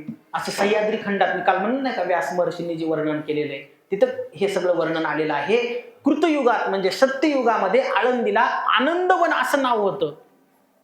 कृतेयत आनंदम ब्रूयात, त्रेतायाम वारुणम स्मृतम. त्रेतायुगामध्ये वारुण क्षेत्र म्हणून असं नाव पडलं. द्वापार युगामध्ये त्या क्षेत्राला काय नाव सांगितलं, कापिल स्मृतम, कापिल अशा प्रकारचं नाव पडलं. आणि कलियुगामध्ये त्याला अलंकापुरी अशा प्रकारचं नाव पडलं. कलियुगात त्याला अलंकापुरी नाव का पडलं त्याच्याही मागचा इतिहास आहे. ज्यावेळेस मागच्या कल्पामध्ये, कारण हे सतत कल्पभेद होत असतो. आता ऐकाच आळंदी महात्म्य, कारण तीर्थ वर्णन आलेलं आहे. आळंदी महात्म्य सांगतो तुम्हाला. ज्या वेळेला हे सगळी सृष्टी नष्ट व्हायची असते त्यावेळेला, त्या संपूर्ण सृष्टीचा नाश होण्याच्या वेळेला काही देवतांकडे जिम्मेदारी आहे. कारण ही सगळी सृष्टी जरी नाश झाली तर पुन्हा ज्यावेळेस सृष्टी उत्पन्न करायची असते त्यावेळेला पुन्हा भगवंत हे सगळं निर्माण करतात. पण निर्माण करताना त्याला कच्चं भांडवल तर लागल, बरोबर आहे. एखादं नवीन घर पाळलं, एखादं जुनं झालेलं घर पाळलं, ते सगळं सिमेंट कॉन्क्रीट सगळं ते खराब झालेलं असते, पाळलं ठीक आहे मान्य आहे. पण नवीन बांधायचं म्हणल्यावर त्याला सगळं कच्चं मटेरियल तर लागल. म्हणून ज्यावेळेस ही सगळ्या सृष्टीचा नाश करायचा असतो त्यावेळेस भगवंत या जगातले सगळ्या पदार्थांचे एक एक बीज आपल्यामध्ये सामावून घेतात. त्याला ज्ञानेश्वरीत पुरावा आलेला आहे. ते संकल्प वासना संस्कार, मागोते रचावया आकार, जेत राहुनी असती अमर ते निधान मी. हे ओव्या पहा कशा येतात. ते संकल्प वासना संस्कार कशासाठी? मागवते रचावया आकार. पुन्हा सृष्टी उत्पन्न करायच्या वेळेला हे सगळं निर्माण तर करावं लागेल. मग त्याचं सगळं जे बीज आहे ते जिथं सांभाळून ठेवतात तो मीच आहे म्हणले, असं ज्ञानेश्वरीच्या 9व्या अध्यायात वर्णन आहे पहा. मग प्रत्येक देवाकडे जिम्मेदारी असते आणि प्रत्येक देवाचं आयुष्य मर्यादा सुद्धा ठराविक आहे. म्हणून ज्यावेळेस सृष्टीचा नाश होतो सगळं जग संपत आहे. मग ते सगळं जगत संपत असताना धनाची जिम्मेदारी कुबेराकडे आलेली आहे. देह हे काळाचे, धन कुबेराचे, आहे का नाही. येथे मनुष्याचे काय आहे. मी आळंदीचा इतिहास सांगतो, ऐका लक्ष देऊन. मग ते पुढच्या वेळेस हे सगळं धन नष्ट होऊ नये, वाया जाऊ नये आणि पुन्हा सृष्टी, धनाशिवाय कोणतं काम होतंय? धन लागतंच की नाही. मग हे सगळं धन या कल्पाच्या अंती नाश पावू नये म्हणून कुबेर भगवंत हे सगळं धन अशा ठिकाणी ठेवतात की ज्या तीर्थाला नाश नाही. आणि जगात अशी काही मोजकी तीर्थक्षेत्र आहेत ज्या जगात त्याचा नाश होत नाही. त्यामध्ये पंढरपूरला सुद्धा नाश नाही. असे सुदर्शनावरी म्हणून अविनाश पंढरी. आणि पंढरपूर पेक्षा जास्त त्या ठिकाणी महात्म्य आळंदीच आहे. पंढरीहुनी हे सोपे, जनाची हरावया पापे, कैकाळ कोपलिया कापे, त्याचे न चले अलंकापुरीशी. नामदेवाच्या गात्यातलं प्रमाण आहे. आळंदीला त्या काळाचा महिमा चलत नाही. म्हणून या कुबेरानं आपलं सगळं धन या आळंदी क्षेत्रामध्ये ठेवलं. कुठं ठेवलंय मलाच माहिती आहे फक्त. काय ठेवलंय, कुठं ठेवलं आहे का नाही. तुम्ही म्हणता आम्हाला सांगा तरी, तुम्ही फावडे घेऊन जाताल तिथं. सांगतो ठीक आहे हरकत नाही. हे सगळं धन त्या कुबेरानं एका ठिकाणी ठेवलेलं आहे आणि त्यावर कोणी जाऊ नये म्हणून अक्षय वट त्या ठिकाणी स्थापन केला. अक्षय पिंपळ स्थापन केला. त्याला सोन्याचा पिंपळ म्हणतात. सोन्याचा पिंपळ म्हणजे म्हणण्याचं कारण असं आहे की त्याच्या खाली कुबेरानं आपलं संपूर्ण धन साठवलेलं आहे. म्हणून जयाची द्वारी. आता पूर्वी काय अशा कागदाच्या नोटा होत्या का? आपल्या सगळ्या अर्ध्या चिटकिलेल्या फाटक्यात नोटा सगळ्या. हे धन स्वरूपात नष्ट होणार हे कागद, पण पूर्वी धन हे सुवर्ण रूपात मोजत होते. शिवाजी महाराजांच्या काळातही रुपये 2 रुपये तांब्याचे, असे मातीचे, ह्याचे, खापराचे, स्टीलचे नव्हते, मग सोन्याचे होऊन होते, सोन्याचे. ते कुबेरानं सगळं सुवर्ण रूपात हे धन तिथं ठेवलेलं आहे आणि त्यावरती त्या ठिकाणी हा पिंपळ ठेवलेला आहे. जयाची द्वारी, हे त्याचा इतिहास आहे, लक्षात ठेवा, माहित असला पाहिजे. आणि कुबेर गंगा नावाचं तीर्थ आळंदीत प्रवाहित झालेले. आता हे सगळे आताच्या काळाच्या बांधकामामुळे हे दिसत नाही, लोपल्या गेलं. बरेच तीर्थ त्या बांधकामाच्या खाली लुप्त झाले. अशा प्रकारचा हा आळंदीचा जुना इतिहास आहे. आणि मग माऊलींनी तिथं पुढे समाधी घेतली. पण आळंदी हे जुनं क्षेत्र आहे, हे कृतयुगा आधी. आळंदी हे सत्ययुगाच्या पूर्वीच आहे. मागच्या कल्पात सृष्टीचा नाश होताना कुबेरानं इथं धन सगळं साठवून ठेवलं. भगवान शंकरानं हे सांगितलं की हे सगळं सांभाळण्याची जिम्मेदारी मी स्वतः घेतो म्हणले. म्हणून सिद्धेश्वर स्थान त्या ठिकाणी निर्माण झालेलं आहे. आळंदी हे गाव पुण्यभूमी ठाव आणि दैवताचे नाव सिद्धेश्वर. त्या ठिकाणी सिद्धेश्वर भगवंताच्या रूपात भगवान शंकर विराजमान झाले. आणखी पुढे आळंदीचा इतिहास असा आलेला आहे. देव सांगत असे शुद्धी योग बुद्धी जुनाट, ऐके भक्तराज श्रेष्ठ, भूमी नामे वैकुंठ पीठ, तेहे अलंकापुरी श्रेष्ठ, आदी वरिष्ठ पीठ 18. आळंदी म्हणजे 18 पीठांपेक्षाही श्रेष्ठ पीठ. पीठ म्हणजे स्थान बरं का, महायोग पीठे. तसं अलंकापुरी हे अतिशय जुनं पीठ आहे, म्हणजे स्थान आहे. आणि म्हणून हे साक्षात वैकुंठ भुवन आहे, हे प्रत्यक्ष वैकुंठ पीठ. अशा प्रकारचं वर्णन त्या ठिकाणी केलेलं आहे. आणखी ऐकरे वचन, हे पंचक्रोशी पुरातन, यासी युगे सांगता संपन्न, चतुरानन जाणत असे. आळंदीचा जो काही पंचक्रोशीचा भाग आहे हा फार जुनाट आहे. हे जुनाट शब्दासाठी मी एवढं वाढवायलो. किती जुनाट, तर नामदेवरायानं तरी असं लिहिलंय की ही इतकं जुनं आहे की सामान्य माणसाच्या बुद्धीला ते आकडे कळणार नाहीत. फक्त ह्या आळंदीचं किती जुनं महात्म्य आहे हे फक्त ब्रह्मदेवच जाणू शकतो, असं नामदेवरायाने लिहिलंय. याशी युगे सांगता संपन्न, चतुरानन जाणत असे. फक्त ब्रह्मदेवाला कळतंय म्हणजे आपण कशाला डोकं लावता, कारण ते सांगितलं तरी तुम्हाला डोक्यात कळणार नाही. आता नामदेवरायाला वाटलं ह्या लोकांना कळणार नाही, म्हणजे ती विचार करा किती जुनाट असेल शिव.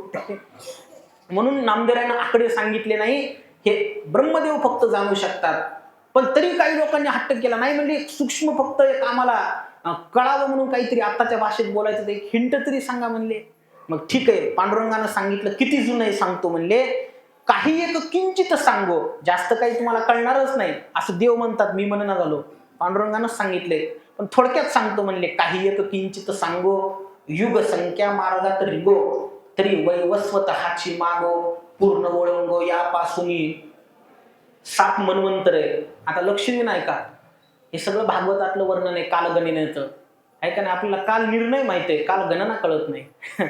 7 मन्वंतर आहेत, त्यामध्ये 7 मनू त्या ठिकाणी जन्माला येतात. त्यापैकी आता सध्या जे 7वं मन्वंतर आहे ह्याचं नाव वैवस्वत मन्वंतर आहे, लक्षात ठेवा. हे वैवस्वत मन्वंतर निर्माण होण्याच्या आधी बी अलंकापुरी होती असं देवानं सांगितलेलं आहे. तरी वैवस्वत हाची मागो, पूर्ण वळंगो यापासून, हे आळंदीपासूनच सगळं झालेलं आहे म्हणले. याच्या आधी आळंदी होतीच, या वैवस्वत मन्वंतर सुरू होण्याच्या पूर्वी सुद्धा. म्हणले तरी सांगा म्हणले किती वर्ष झाले असतील, तर मग त्यांनी सांगितलं मनु सहस्त्र युगे संख्या, तै अलंकापुरी आदी लक्षा, कोटी याग असंख्या, सहस्त्र दक्ष येते झाले. नामदेवरायांच्या गात्यात वर्णन आहे. पांडुरंगानं सांगितलं की हजारो वेळेस मनु महाराजांचा अवतार झाला आणि ते मेले म्हणले. आता मनु काही सामान्य आहेत का? ब्रह्मदेवानं जगात सगळ्यात पहिल्यांदा जो पुरुष उत्पन्न केला त्याला मनु म्हणतात, आणि सगळ्यात पहिली स्त्री उत्पन्न केली तिला शतरूपा म्हणतात. अशी सृष्टी निर्माण झाली, नष्ट झाली, निर्माण झाली, नष्ट झाली, असे हजारो वेळेस मनु जन्माला आले पहिल्यांदा आणि मेले. पण त्याच्याही आधी आळंदी होती असं देवानं सांगितले, लक्षात ठेवा. मनु सहस्त्र युगे संख्या, ते अलंकापुरी आदी लक्षा. पुढे सांगितलं कोटी याग असंख्या, सहस्त्र दक्ष येते झाले. दक्ष प्रजापतीचं चरित्र सर्वांना माहिती आहे की त्या दक्ष प्रजापतीने यज्ञ केला, सर्वांना निमंत्रण दिले, महादेवाला निमंत्रण दिलं नाही म्हणून भगवान शंकरांना काही गेले नाही, सती माता गेल्या. हे मोठा चरित्र भाग आहे. आणि सती माता तिथं गेल्यानंतर त्यांनी आपला देह त्या यज्ञात विहीन केला आणि पुढे पार्वतीचा अवतार झाला. असं दक्ष प्रजापतीचे हजारो जन्म झाले आणि त्यानं हजारो वेळेस यज्ञ केले आणि सती मातेनं हजारो वेळेस त्याच्यात उड्या मारल्या, असे पुन्हा पुन्हा त्या ठिकाणी हजारो वेळेस होऊन गेलं, पण त्याच्याही आधी आळंदी होती. म्हणून सांगितलं तुमच्या बुद्धीचा मेळ बसणार नाही, हे युग संख्या चतुरानन जाणं तशी.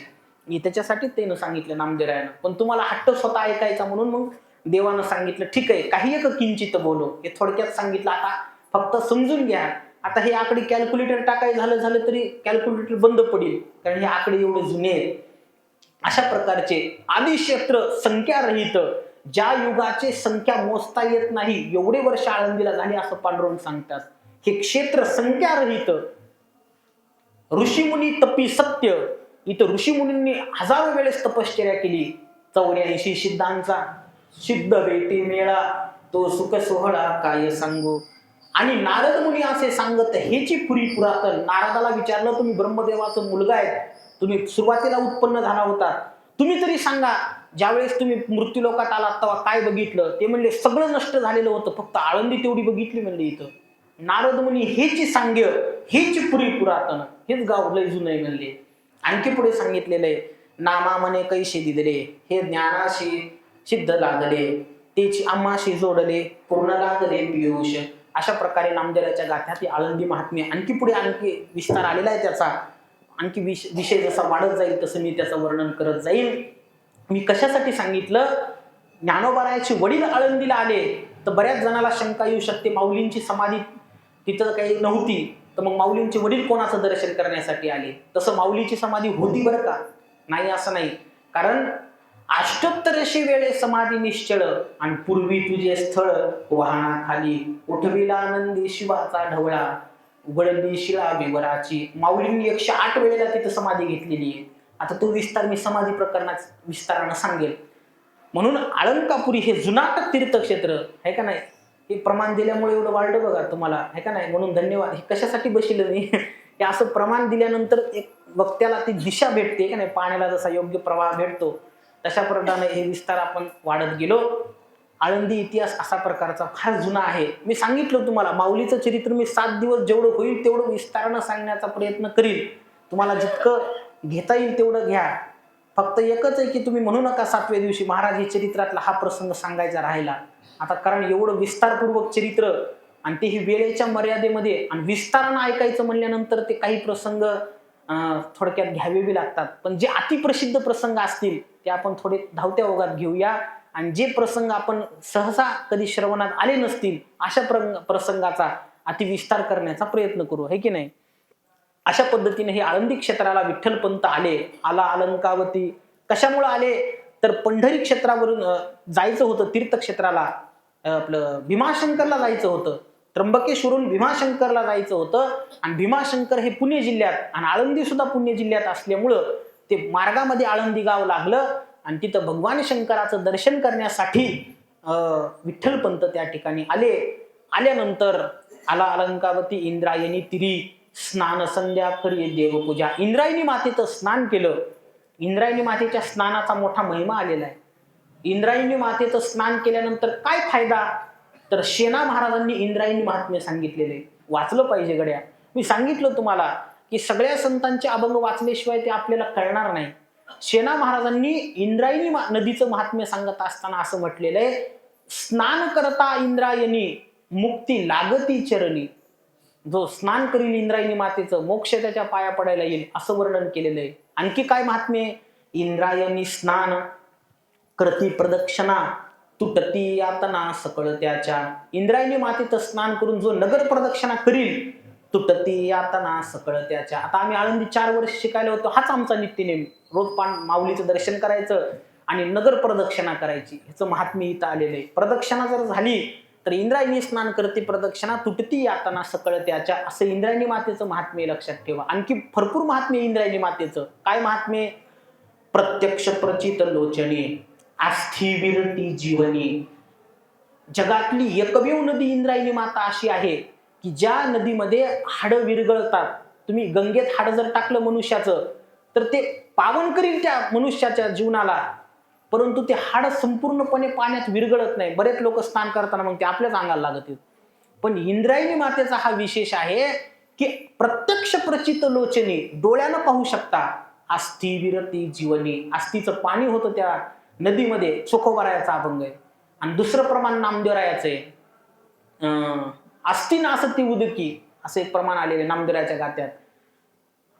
मोठा अभंग आहे पहा. देवमंती रुक्मिणी हा एकच योगी देखिला नयनी, हेची ज्ञान संजीवनी, जाण त्रैलोक्यासी धन्य धन्य ते धरातळी, जो नित्य याते नाहळी, तो वाहती येईल टाळी, वैकुंठ भुवनासी जो करील याची यात्रा, तो तारील सकळ गत्रा, सकळही कुळे पवित्रा याची निदर्शने होती. अलंकापुरी हे शिवपीठ, पूर्वी येथे होती निलकंठ, ब्रह्मादिकते तपवरिष्ठ येतीची पै केले, इंद्र येऊन या भूमीशी, याग संपादिले आहरणीशी, इंद्रायणी इंदोरीशी पंचक्रोशी यापासून येथे त्रिवेणी गुप्त असे भैरवापासून भागीरथी वसे, पूर्ववटी जे माया दिशी ते प्रत्यक्ष जाणा पार्वती, भवती वनवल्ली वृक्षी, येथे देव येऊनी होती पक्षी, हे असे नित्य साक्षी, अस्थि नासती उदकी. हे मला आठवण गेलं म्हणून ते मागचं सांगितलं मी. अस्थि नासती उदकी हे प्रमाण नामदेवरायाचं आहे बघा.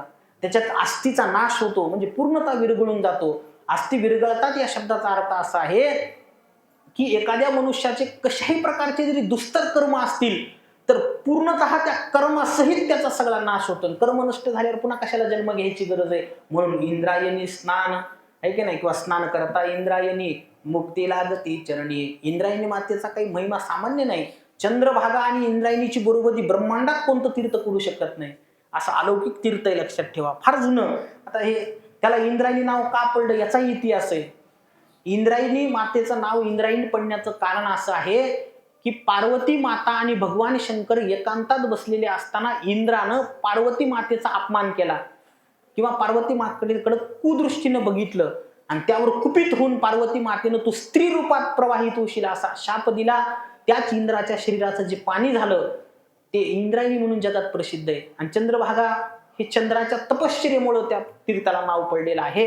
अशा प्रकारचे हे दोन तीर्थ अति बलवत्तर आपल्या या वारकरी संप्रदायामध्ये आहेत.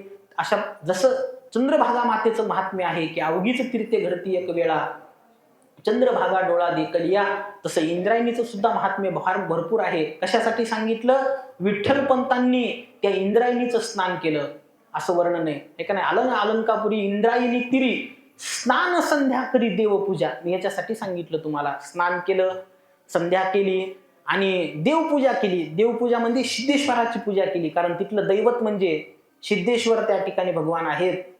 म्हणून त्या दैवताचे नाव सिद्धेश्वर, त्या देवाची पूजा केली. आणि योगायोगानं विठ्ठलपंत त्या सिद्धेश्वराची पूजा करत असताना तिथं शिधोपंतांचं आगमन झालं आणि शिधोपंत तिथं आले. हाच विठ्ठलपंतांच्या जीवनातील सगळ्यात मोठा त्या ठिकाणी एक कलात्मीचा क्षण ठरला. शिधोपंत आळंदीचे मूळ निवासी आणि शिधोपंत तिथे राहत असताना रोज नित्यनेमानं ते त्या सिद्धेश्वराची पूजा करत होते. आणि योगायोगानं सिद्धेश्वराचं दर्शन करण्यासाठी तिथं आलेले असताना विठ्ठलपंत त्या महादेवाची पूजा करताना त्यांनी बघितले. लांबून बघितल्याबरोबर हा महात्मा सामान्य नाही हे लक्षात आलं. अरे 15 वर्षाच्या आसपासचं एक कोवळ वय आहे, पण सूर्याप्रमाणे तेजस्विता, डोळ्यामध्ये त्या ठिकाणी चमक आहे, अंगावरती ब्रह्मचार्याचं तेज आहे आणि मुखातून वेदमंत्राचा उल्लेख होतोय. अतिशय दिव्य स्तोत्रामध्ये भगवान शंकराची स्तुती विठ्ठलपंत करत होते. अनुनासिक, व्यंजन, उकार, मकार, आकार हे सगळे स्पष्ट शब्दामध्ये उल्लेख होत होता. आपल्या अभंगाचा मेळ नसते, वेलांटी इकडं मात्रा तिकडं, खरकटावरी ठेवून या. बरं ऐका नाही, असे बोलता हरिपाठ आमचे गुरुवारी नेहमी सांगायचे, हरिपाठ बघून म्हणीत जागड्या, काही त्याच्यात कमीपणा वाटत जाऊ का. असं चुकीचं म्हणण्यापेक्षा बरोबर म्हणलेलं चांगलं असतंय का नाही. दिव्य शब्द आहे संतांचे. म्हणून पण विठ्ठलपंतांच्या मुखातले ते सगळं काही ज्ञान ऐकलं. अनुस्वार, वेलांटी, उकार अगदी स्पष्ट उल्लेख आणि सगळे दिव्य मंत्रांचं त्या ठिकाणी ऐकून शिधोपंत भारावून गेले. ती देवपूजा झाल्याच्या नंतर स्वतः महादेवाचं नंदीचं दर्शन घेतलं आणि विचारपूस केली. पहिला प्रश्न त्यांनी विचारला. एकाच चरणामध्ये 4 प्रश्न आल्याचा उल्लेख आलेला आहे. कोण तुमचा गाव, आले ती कोठून, कोण नाम विधान, गमन कोठे, असे 4 प्रश्न विचारले. कोण तुमचा गाव, कुठून, कोणतं गाव आहे तुमचं, आले ती कोठून, आता सध्या कुठून आलात तुम्ही, तुमचं नाव काय आणि गमन कोठे आणि आता कुठं जायचंय तुम्हाला, असे 4 प्रश्न विचारले. त्यावेळेस त्यांनी 4ही प्रश्नाचे उत्तर दिलेले. विठ्ठलाचे नाम, रामेश्वरी भाव, वृत्ती आपे गाव गोदातीरी. त्यांनी सांगितलं माझं नाव विठ्ठल आहे, मला भीमाशंकरचं दर्शन करून तसंच रामेश्वर पर्यंत तीर्थयात्रा करत पायी जायचंय, अशा प्रकारचं सांगितलेलं आहे. आणि सांगितलं होतं तुम्ही कोण निवासी, कुठले गावाचे आहेत, तर माझं गाव आपेगाव आहे असं सांगितलं. विठ्ठलाचे नाम, रामेश्वरी भाव, वृत्ती आपेगाव गोदातीरी. वृद्ध माता पिते वसता तिथे ते, पुष्करादी तीर्थे करुणी आलो. माझे आई वडील आजही आपे गावामध्ये राहतात आणि मी पुष्कर आदी जे काही तीर्थ आहेत ते सगळे बघितलेत आणि रामेश्वर तीर्थापर्यंत मला पुढे प्रवास करायचा आहे, असा सगळा इतिहास विठ्ठलपंत शिदोपंतांना बोलू लागले. बघितल्याबरोबर त्या बालकाचं दिव्य तेज बघून भारावून गेलेल्या मनानं त्यांनी एक प्रार्थना केली. आजीचा सुदीन स्वस्त करुणी मन. एक माझी विनंती की आजच्या दिवस तुम्ही माझ्या घरी मुक्काम कराल, एक मुक्काम आमच्या घरी याल, मला तुमचं स्वागत सत्कार करण्याचा त्या ठिकाणी भाग्य प्राप्त होईल. आणि मग ते नम्रतेने विचारल्याच्या नंतर विठ्ठलपंतांनी होकार दिला आणि तोच होकार भविष्यात ज्ञानोबारायाच्या जन्माला कारण ठरला. शिदोपंतांनी त्यांना मोठ्या आदरानं घरी नेलं, भोजन वगैरे करवलेलं आहे. मग भोजन झाल्यानंतर थोडीशी विश्रांती घेतली आणि विश्रांती घेतल्याच्या नंतर सांगितलं आजची रात्र इथंच थांबा आणि सकाळी त्या ठिकाणी मार्गस्थ व्हा. आणि मग सकाळी जा म्हणल्यानंतर त्या ठिकाणी विठ्ठलपंतांनी त्यांच्या विनंतीला मान देऊन रात्री विश्राम केला आणि भगवान पांडुरंगानं चमत्कार केला. रात्री विठ्ठलपंत झोपलेले असताना शिधोपंतांच्या स्वप्नामध्ये भगवान पांडुरंग परमात्म्यानं दृष्टांत दिला की सांगितलं हे कोणी सामान्य पुरुष नाहीत, अरे सामान्य नसून हे साक्षात गहिनाथाच्या कृपा आशीर्वादानं झालेलं बालक आहे. तुझी कन्या म्हणे कन्या सालंकृत द्यावी अशी, तव स्वप्नी येवनी पंढरीनाथ म्हणे कन्या सालंकृत द्यावी अशी, तुझी कन्या सालंकृत त्या ठिकाणी या मुलाला देऊन टाक, तुमच्या पोटी मी स्वतः अवतार घेईल, अवतार पांडुरंग नाव ठेविले ज्ञानी. आणि मग हा स्वप्न दृष्टांत झाल्याच्या नंतर सकाळी उठल्याबरोबर प्रातःकाळ झाला, नित्य नेम सारीला, मग नमस्कार केला शिदोपंती. सकाळी उठल्याच्या नंतर सगळा काही नित्यनेम झाला, स्नान संध्या हे नित्यनेम सगळा असला पाहिजे. बघा हे कसे शब्द आहेत, प्रातःकाळ झाला आणि जेवायला बसला असे शब्द आले नाहीत. मग प्रातःकाळ झाला नित्यनेम सारीला, नित्यनेम केला विठ्ठलपंतांनी शिदोपंतांनी. नित्यनेम म्हणजे स्नान करणं, भगवत पूजा करणं, किमान हरिपाठ तरी पसायदान तरी काहीतरी नित्यनेम असला पाहिजे. आणि नसल तर मग काही नित्यनेमाविन अन्न खायतो श्वान, वाया मनुष्यपण, भार वाहेतो वृषभ. म्हणून प्रातःकाळ झाला नित्यनेम सारीला, मग नमस्कार केला शिदोपंती. आणि नमस्कार करून सांगितलं की मला काल स्वप्न दृष्टांत झाला आणि पांडुरंगानं स्वतः सांगितलं की तुमची कन्या या मुलाला द्या. आता आपल्यासारखं एखादं असलं तर म्हणलं असतं बरं झालं पोरी भेटनात आणि स्थळ चालून आलेलं आहे, होऊन जाऊ द्या, हे का नाही. पण नाही, पहिल्यांदा मी जन्माच्या वेळेस जे प्रमाण सांगितलं ते शेवटपर्यंत लक्षात ठेवा. आले वैराग्य डोळस मूर्तिमंत. वैराग्यच त्या ठिकाणी विठ्ठलपंताच्या रूपानं तिथं अवताराला आलेलं होतं. त्यांनी लग्न शब्द ऐकल्याबरोबर सांगितलं वा रे वा, लग्न मला करायचंय म्हणले, स्वप्न दृष्टांत तुम्हाला झाला, अजिबात जमणार नाही म्हणले. मी लगेच निघालो आता बाहेर, की त्यांना वाटलं पुढची तीर्थयात्रा खोळंबून जाईल सगळी, मी जाणार. त्यांनी सांगितले एक काम करा, आजच्या दिवस मुक्काम करा, जर खरंच पांडुरंगाच्या मनात असलं तर ते तुम्हाला दृष्टांत देतील, मग तरी मान्य होईल. आता मग हे असा फार आग्रह केल्याच्या नंतर सांगे आजीचा सुदीन स्वस्त करुणी मन, आजचा दिवस थांबा म्हणून विनंती केली. आणि मग विनंती केल्याच्या नंतर विठ्ठलपंतांनी तुळशी वृंदावने निद्रा केली. मग तुळशी वृंदावने निद्रा केली. तुळशीच्या वृंदावनापाशी झोपले, घरात नाही झोपले, तुळशी वृंदावनाकडे माथा केला आणि झोपले. याचं कारण असं आहे, विठ्ठलपंतांना वाटत होतं मला लग्नाचं स्वप्नच पडू नये. आले वैराग्य डोळस मूर्तिमंत. आणि ज्या माणसाला वाटतंय की आपल्याला वाईट स्वप्न पडू नये, हे त्याला वाईटच समजत होते. कारण लग्न झाल्यावर मी पुन्हा त्याच्यात गुतल म्हणले आणि पुन्हा मला परमार्थ व्हायचा नाही, असं विठ्ठलपंतांचं सांगतो मी, तुमचं नाही सांगत. आणि विठ्ठलपंत आईशे सुसंकल्प हेलावती मनी, तुळशी वृंदावने निद्रा केली, तुळशी वृंदावनापाशी झोपले, जेणेकरून मला पारमार्थिक स्वप्न पडावे, अशा प्रकारचं स्वप्न काही पडू नये.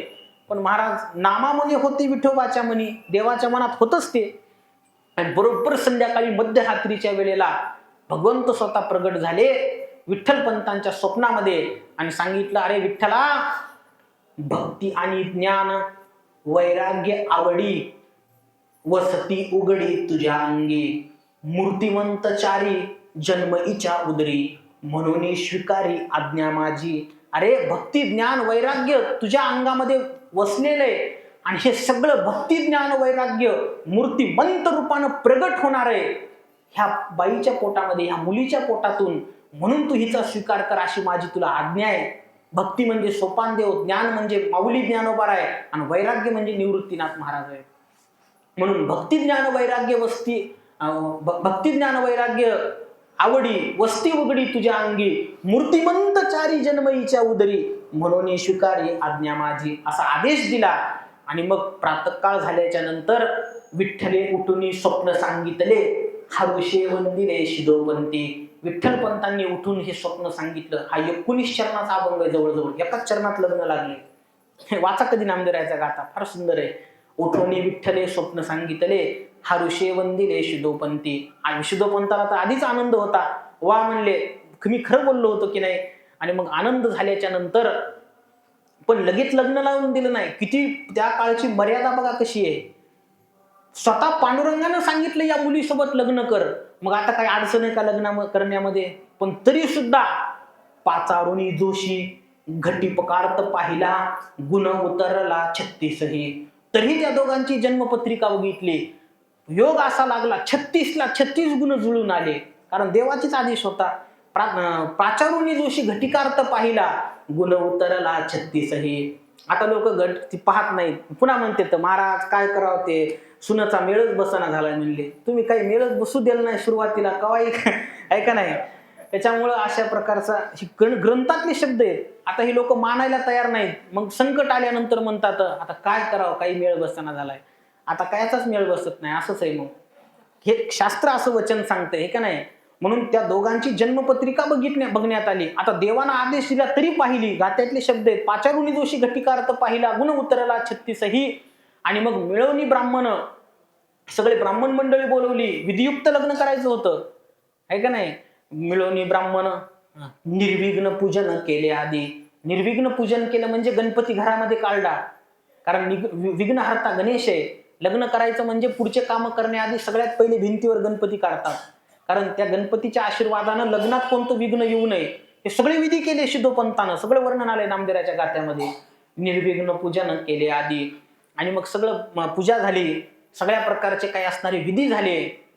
आणि विधी झाल्याच्या नंतर केले पाणीग्रहण. पुन्हा दोघांचा त्या ठिकाणी पाणीग्रहण सोहळा म्हणजे विवाह संपन्न झाला. आणि मोठ्या आनंदानं विठ्ठल आणि त्या ठिकाणी रुक्मिणी, तसं खऱ्या अर्थानं त्या रुक्मिणी मातेचं जे नाव आहे हे मीनाक्षी असं होतं बरं का. शिदोपंत आणि गिरजाबाई, त्यांच्या पत्नीचं नाव गिरजाबाई. गिरजाबाई आणि शिदोपंत यांच्या मुलीचं नाव मीनाक्षी असं होतं. पण लग्नात नाव बदललं. यांचं नाव विठ्ठल होतं म्हणून तिचं नाव रुक्मिणी अशा प्रकारचं ठेवलं. त्यांचं खरं नाव मीनाक्षी. यांचं खरं नाव वेदमातुर, त्यांच्या वडिलांनी ठेवलेलं. यांचं खरं नाव मीनाक्षी, पण त्यांचं नाव गहिनाथ महाराजांनी बदललं, विठ्ठल ठेवलं. आणि लग्नात यांचं नाव बदलून पुढे रुक्मिणी अशा प्रकारचं ठेवलं. आणि दोघाचाही त्या ठिकाणी विवाह संपन्न झाला. ज्येष्ठ महिन्यात साधारणतः त्या ठिकाणी विवाह संपन्न झाला असावा असं शास्त्रकारांचं मत आहे किंवा विद्वानांचं मत आहे. याचं कारण असं आहे की लग्नाच्या झाल्याबरोबर पंढरपूरला वारीची तयारी सुरू झाली असं प्रमाण आलेलं आहे. पंढरी क्षेत्रा मिळाली से यात्रा, आले पंढरपुरा भक्तराज. लग्न झाल्याबरोबर दोघांना पहिलं काम कोणतं केलं असेल तर आळंदीहून पहिल्यांदा पंढरपूरला गेले. हे वाक्य लक्षात ठेवा. आळंदी पंढरीची वारी ही काही ज्ञानोबारायानं सुरू केली नाही, हे डोक्यातून काढून टाका तुम्ही. कारण ज्ञानोबारायापासून वारी झाली असं नाही. वारी फार जुनी आहे. अरे त्रिशूळ डमरू घेऊन आला गिरिजेचा कांत. भगवान शंकरापासून वारी चालू आहे. फक्त ज्ञानोबारायापासून त्याला व्यापक रूप आलेलं आहे, हे लक्षात घ्या. व्यापक रूप त्याला फक्त माऊलींच्या सोहळ्यापासून आलं. पण आळंदी पंढरीची वारी जुनी आहे. आता विठ्ठलपंत स्वतः पहिल्यांदा आळंदीहून पंढरीला पायानं गेले असं गात्यात वर्णन आहे. केव्हा? लग्न झाल्याबरोबर. यांचा जन्मही नव्हता तेव्हा. पंढरी क्षेत्रा मिळालीशी यात्रा आले पंढरपुरा भक्तराज. कारण आळंदीला लग्न झालं आणि पंढरपूरला गेले, म्हणजे आळंदीहूनच थेट पंढरपूरला गेले. एकटे गेले नाही, जोडीने गेले. गात्यात वर्णन आहे. कुंचे गरुड टके, पताकांचे भार, ते सगळं सगळं वैभव आळंदीचं पंढरपूरचं बघितलं. आणि मग पांडुरंगाच्या मंदिरामध्ये दोघांनी प्रवेश केला.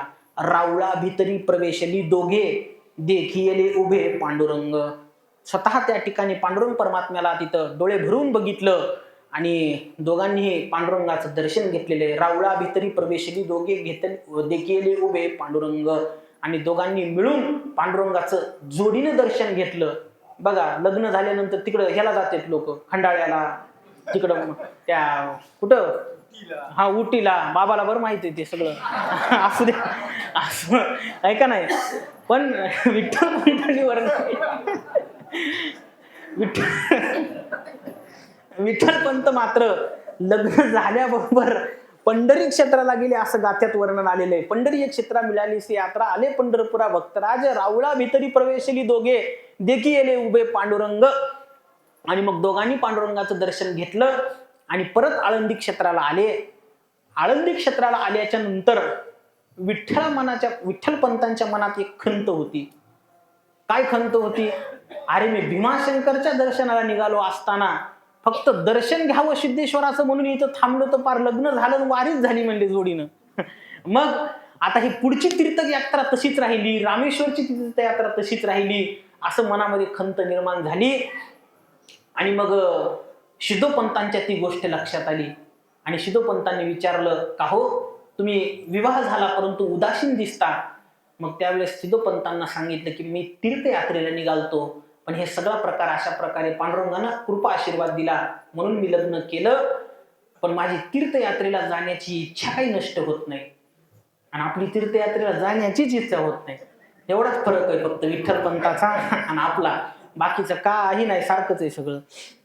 आणि मग सिद्धोपंतांनी सांगितलं, हरकत नाही, मुलीला माझ्याच घरी राहू द्या, तुम्ही सगळी उरलेली तीर्थयात्रा करा आणि परत या. आता ऐका अजून की तीर्थक्षेत्राचे नावं, कारण मागे मी तीर्थांचे नावं सांगितले ते विठ्ठलपंतांच्या लग्नाच्या आधीची तीर्थयात्रा. आता विठ्ठलपंतांनी लग्न केल्यानंतर उरलेले तीर्थ घेतले. कोणते कोणते तीर्थ केले? पुन्हा यादी आलेली आहे तीर्थयात्रेची. अरुणा, वरुणा, प्राची, गोदावरी, अरुणा नदीचं स्नान केलं, वरुणा नदीचं स्नान केलं, प्राची नदीचं स्नान केलं, गोदावरी नदीचं स्नान केलं. त्याच्यानंतर व्यंकटाद्री म्हणजे तिरुपती बालाजीला गेले. त्याच्यानंतर त्याच भागामध्ये श्रीशैल्य मल्लिकार्जुन नावाचं ज्योतिर्लिंग आहे. पाहिले श्रीशैल्य निवृत्ती संगम, पापराशी भस्म देखताची. मल्लिकार्जुन तीर्थक्षेत्राला ज्योतिर्लिंगाला गेले, पाहिले श्रीशैल्य. ते श्रीशैल्य पर्वतावरती भगवान मल्लिकार्जुनाचं वास्तव्य आहे. काय फळ आहे त्या देवाच्या दर्शनाचं? अरे देवाच्या सोडा, ते श्रीशैल्य पर्वत जरी डोळ्यानं बघितला, पाहिले श्रीशैल्य निवृत्ती संगम, पापराशी भस्म देखताची, सगळे पाप नष्ट होतात असे दिव्य मल्लिकार्जुन तीर्थक्षेत्राला गेले. ती तीर्थयात्रा केली. पुढे ती तीर्थ झाल्याच्या नंतर त्यानंतर ते रामेश्वरला गेले. रामेश्वरला गेल्याच्या नंतर भगवान रामेश्वराचं दर्शन घेतलं. जिथून हनुमंतराय लंकेला उड्डाण करते झाले त्या ठिकाणाचं दर्शन घेतलं.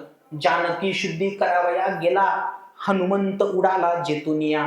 ते स्थान वंदनी, ते स्थानाचा नमस्कार केला. कारण रामेश्वरला गेल्यावरही पाहण्यासारखं भरपूर आहे, हे ऐकून ठेवा. बरेच लोक रामेश्वरला जातात आणि महादेवाचं दर्शन झालं की तसंच वापस येतात.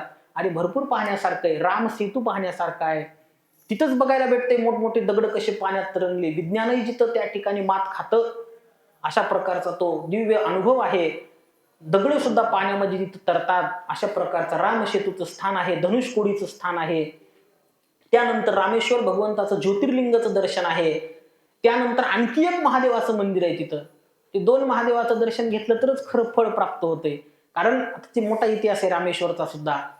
रामेश्वरला रामचंद्र प्रभूनं वाळूचं लिंग स्थापन केलं हे बरोबर आहे, पण रामांचा नियम असा होता की रोज महादेवाची पूजा केल्याशिवाय मी जेवण करणार नाही. जेवण तर करतच नव्हते, पण फळं सुद्धा घेणार नाही वनवासामध्ये. आणि आता समुद्राच्या काठावर कुठे शिवलिंग असणार आहे? म्हणून हनुमंताला सांगितलं, तू काशी क्षेत्रावरून भगवान शंकराचं शिवलिंग घेऊन ये. पण काशीला महादेवाची आणि हनुमंताची भेट झाल्यानंतर महादेवानं रामचरित्र विचारलं आणि ते सगळं रामायणाचं चरित्र म्हणजे रामप्रभूचा सगळं अयोध्येपासून ते लंकेपर्यंतचा प्रवास सांगण्यामध्ये मारुतीरायला उशीर झाला आणि बाकीचे वानर त्यांनी फळं खाल्ले नाही, झाडाचे पानं सुद्धा खाल्ले नाही, राम उपाशी आहेत म्हणून ते सगळे तडपड करायला लागले. म्हणून मारुतीराय येण्याच्या आधीच भगवंतानं वालुका लिंग स्थापन केलं आणि मग मारुतीराय ते लिंग घेऊन आले भगवान शंकराचं. मारुतीराय क्रोधित झाले थोडस रामावरती, मला काम सांगून तुम्ही पहिल्यांदाच ज्योतिर्लिंग स्थापन केलं, शेपटीनं मी फोडून टाकीन म्हणले तुमचा महादेव. आणि ते शेपटीनं उपटून टाकायला लागले, शेपटीत तुटली मारुतीरायाची. ते भावार्थ रामायणात, बाकी रामायणात एवढं बारीक चरित्र येत नाही, सगळं चरित्र भावार्थ रामायणात आहे. नाथ महाराजांनी त्याचा विस्तार केलाय. आणि मग शेवटी हनुमंतरायानं माफी मागितली, देवा माझं चुकलं, मी तुमच्यावर रागावलो. अरे मारुती तुझा मोठा अधिकार आहे, तू भक्त आहेस माझा, पण मी आशीर्वाद देतो म्हणले, जोपर्यंत तू आणलेल्या लिंगाचं दर्शन करणार कोणी घेणार नाही तोपर्यंत याला रामेश्वरची यात्राच घडणार नाही म्हणले. म्हणून त्या मारुतीरायानं आणलेलं लिंग आणि रामेश्वराचं वालुकामय लिंग अशा दोन्हींचं त्या ठिकाणी दर्शन घेतलं.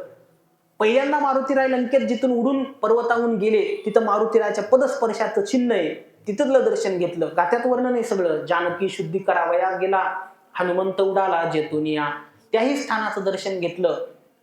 तिथून घेतल्याच्या नंतर पुढे प्रवास करत करत करत त्या ठिकाणी महाराष्ट्रामध्ये आले आणि आल्याच्या नंतर पुढचं चरण फार महत्वाचं आहे. हटकेश्वराचं दर्शन घेतलं आणि हटकेश्वर दर्शन करून कुठं आले, आला कोल्हापुरा, लक्ष्मी दर्शना पंचगंगा स्नाना करुनिया. ध्यानात धरा हे प्रमाण. आता विठ्ठलपंत तीर्थयात्रा करत करत करत करत कोल्हापूर क्षेत्रात आले, असं गाथ्यातलं प्रमाण आहे नामदेवरायाच्या. आला कोल्हापुरा, लक्ष्मी दर्शना, लक्ष्मी मातेच्या दर्शनाला. आता आम्ही ज्या ज्या वेळेस इकडं कथेला कीर्तनाला येतो ते पंढरपूर आणि कोल्हापूरचं दर्शन करूनच येतो तिकडं, हे प्रमाण डोळ्यासमोर आहे ना. आला कोल्हापुरा लक्ष्मी दर्शना.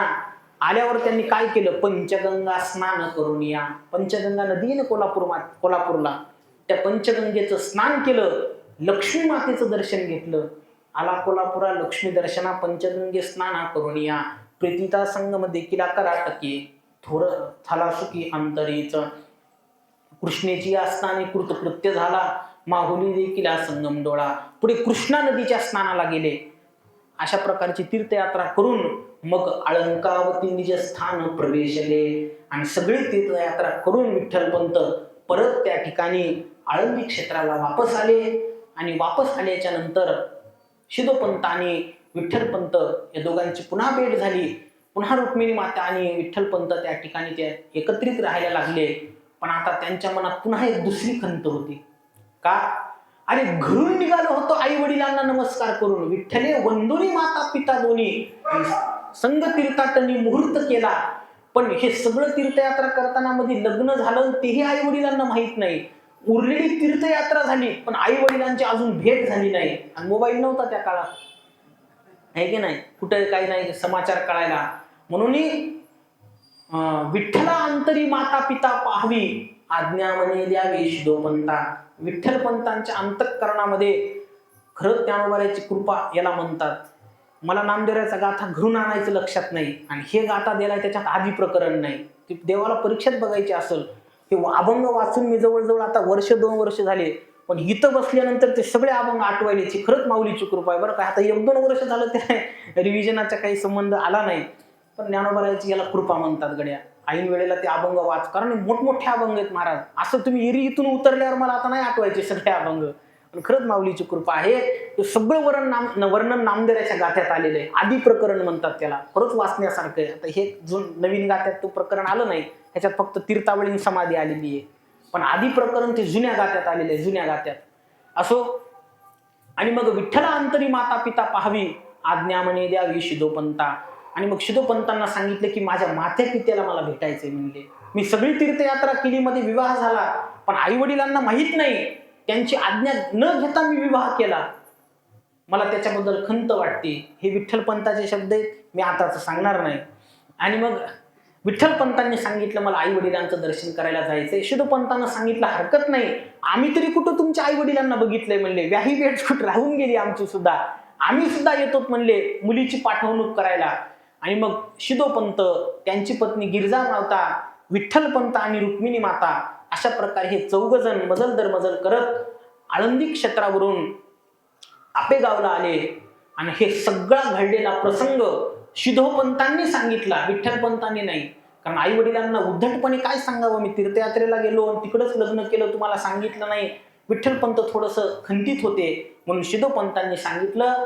आई वडिलांना मोठा आनंद झाला. चिरंजीवनांदा म्हणती माता पिता, सुख आमच्या चित्तात थोर झाले. आशीर्वाद दिला त्या विठ्ठलपंतांच्या आई वडिलांनी, म्हणजे गोविंद पंतांनी निराई मातेनं चिरंजीवनांदा, चिरंजीवी भाऊ अशा प्रकारचा आशीर्वाद दिला.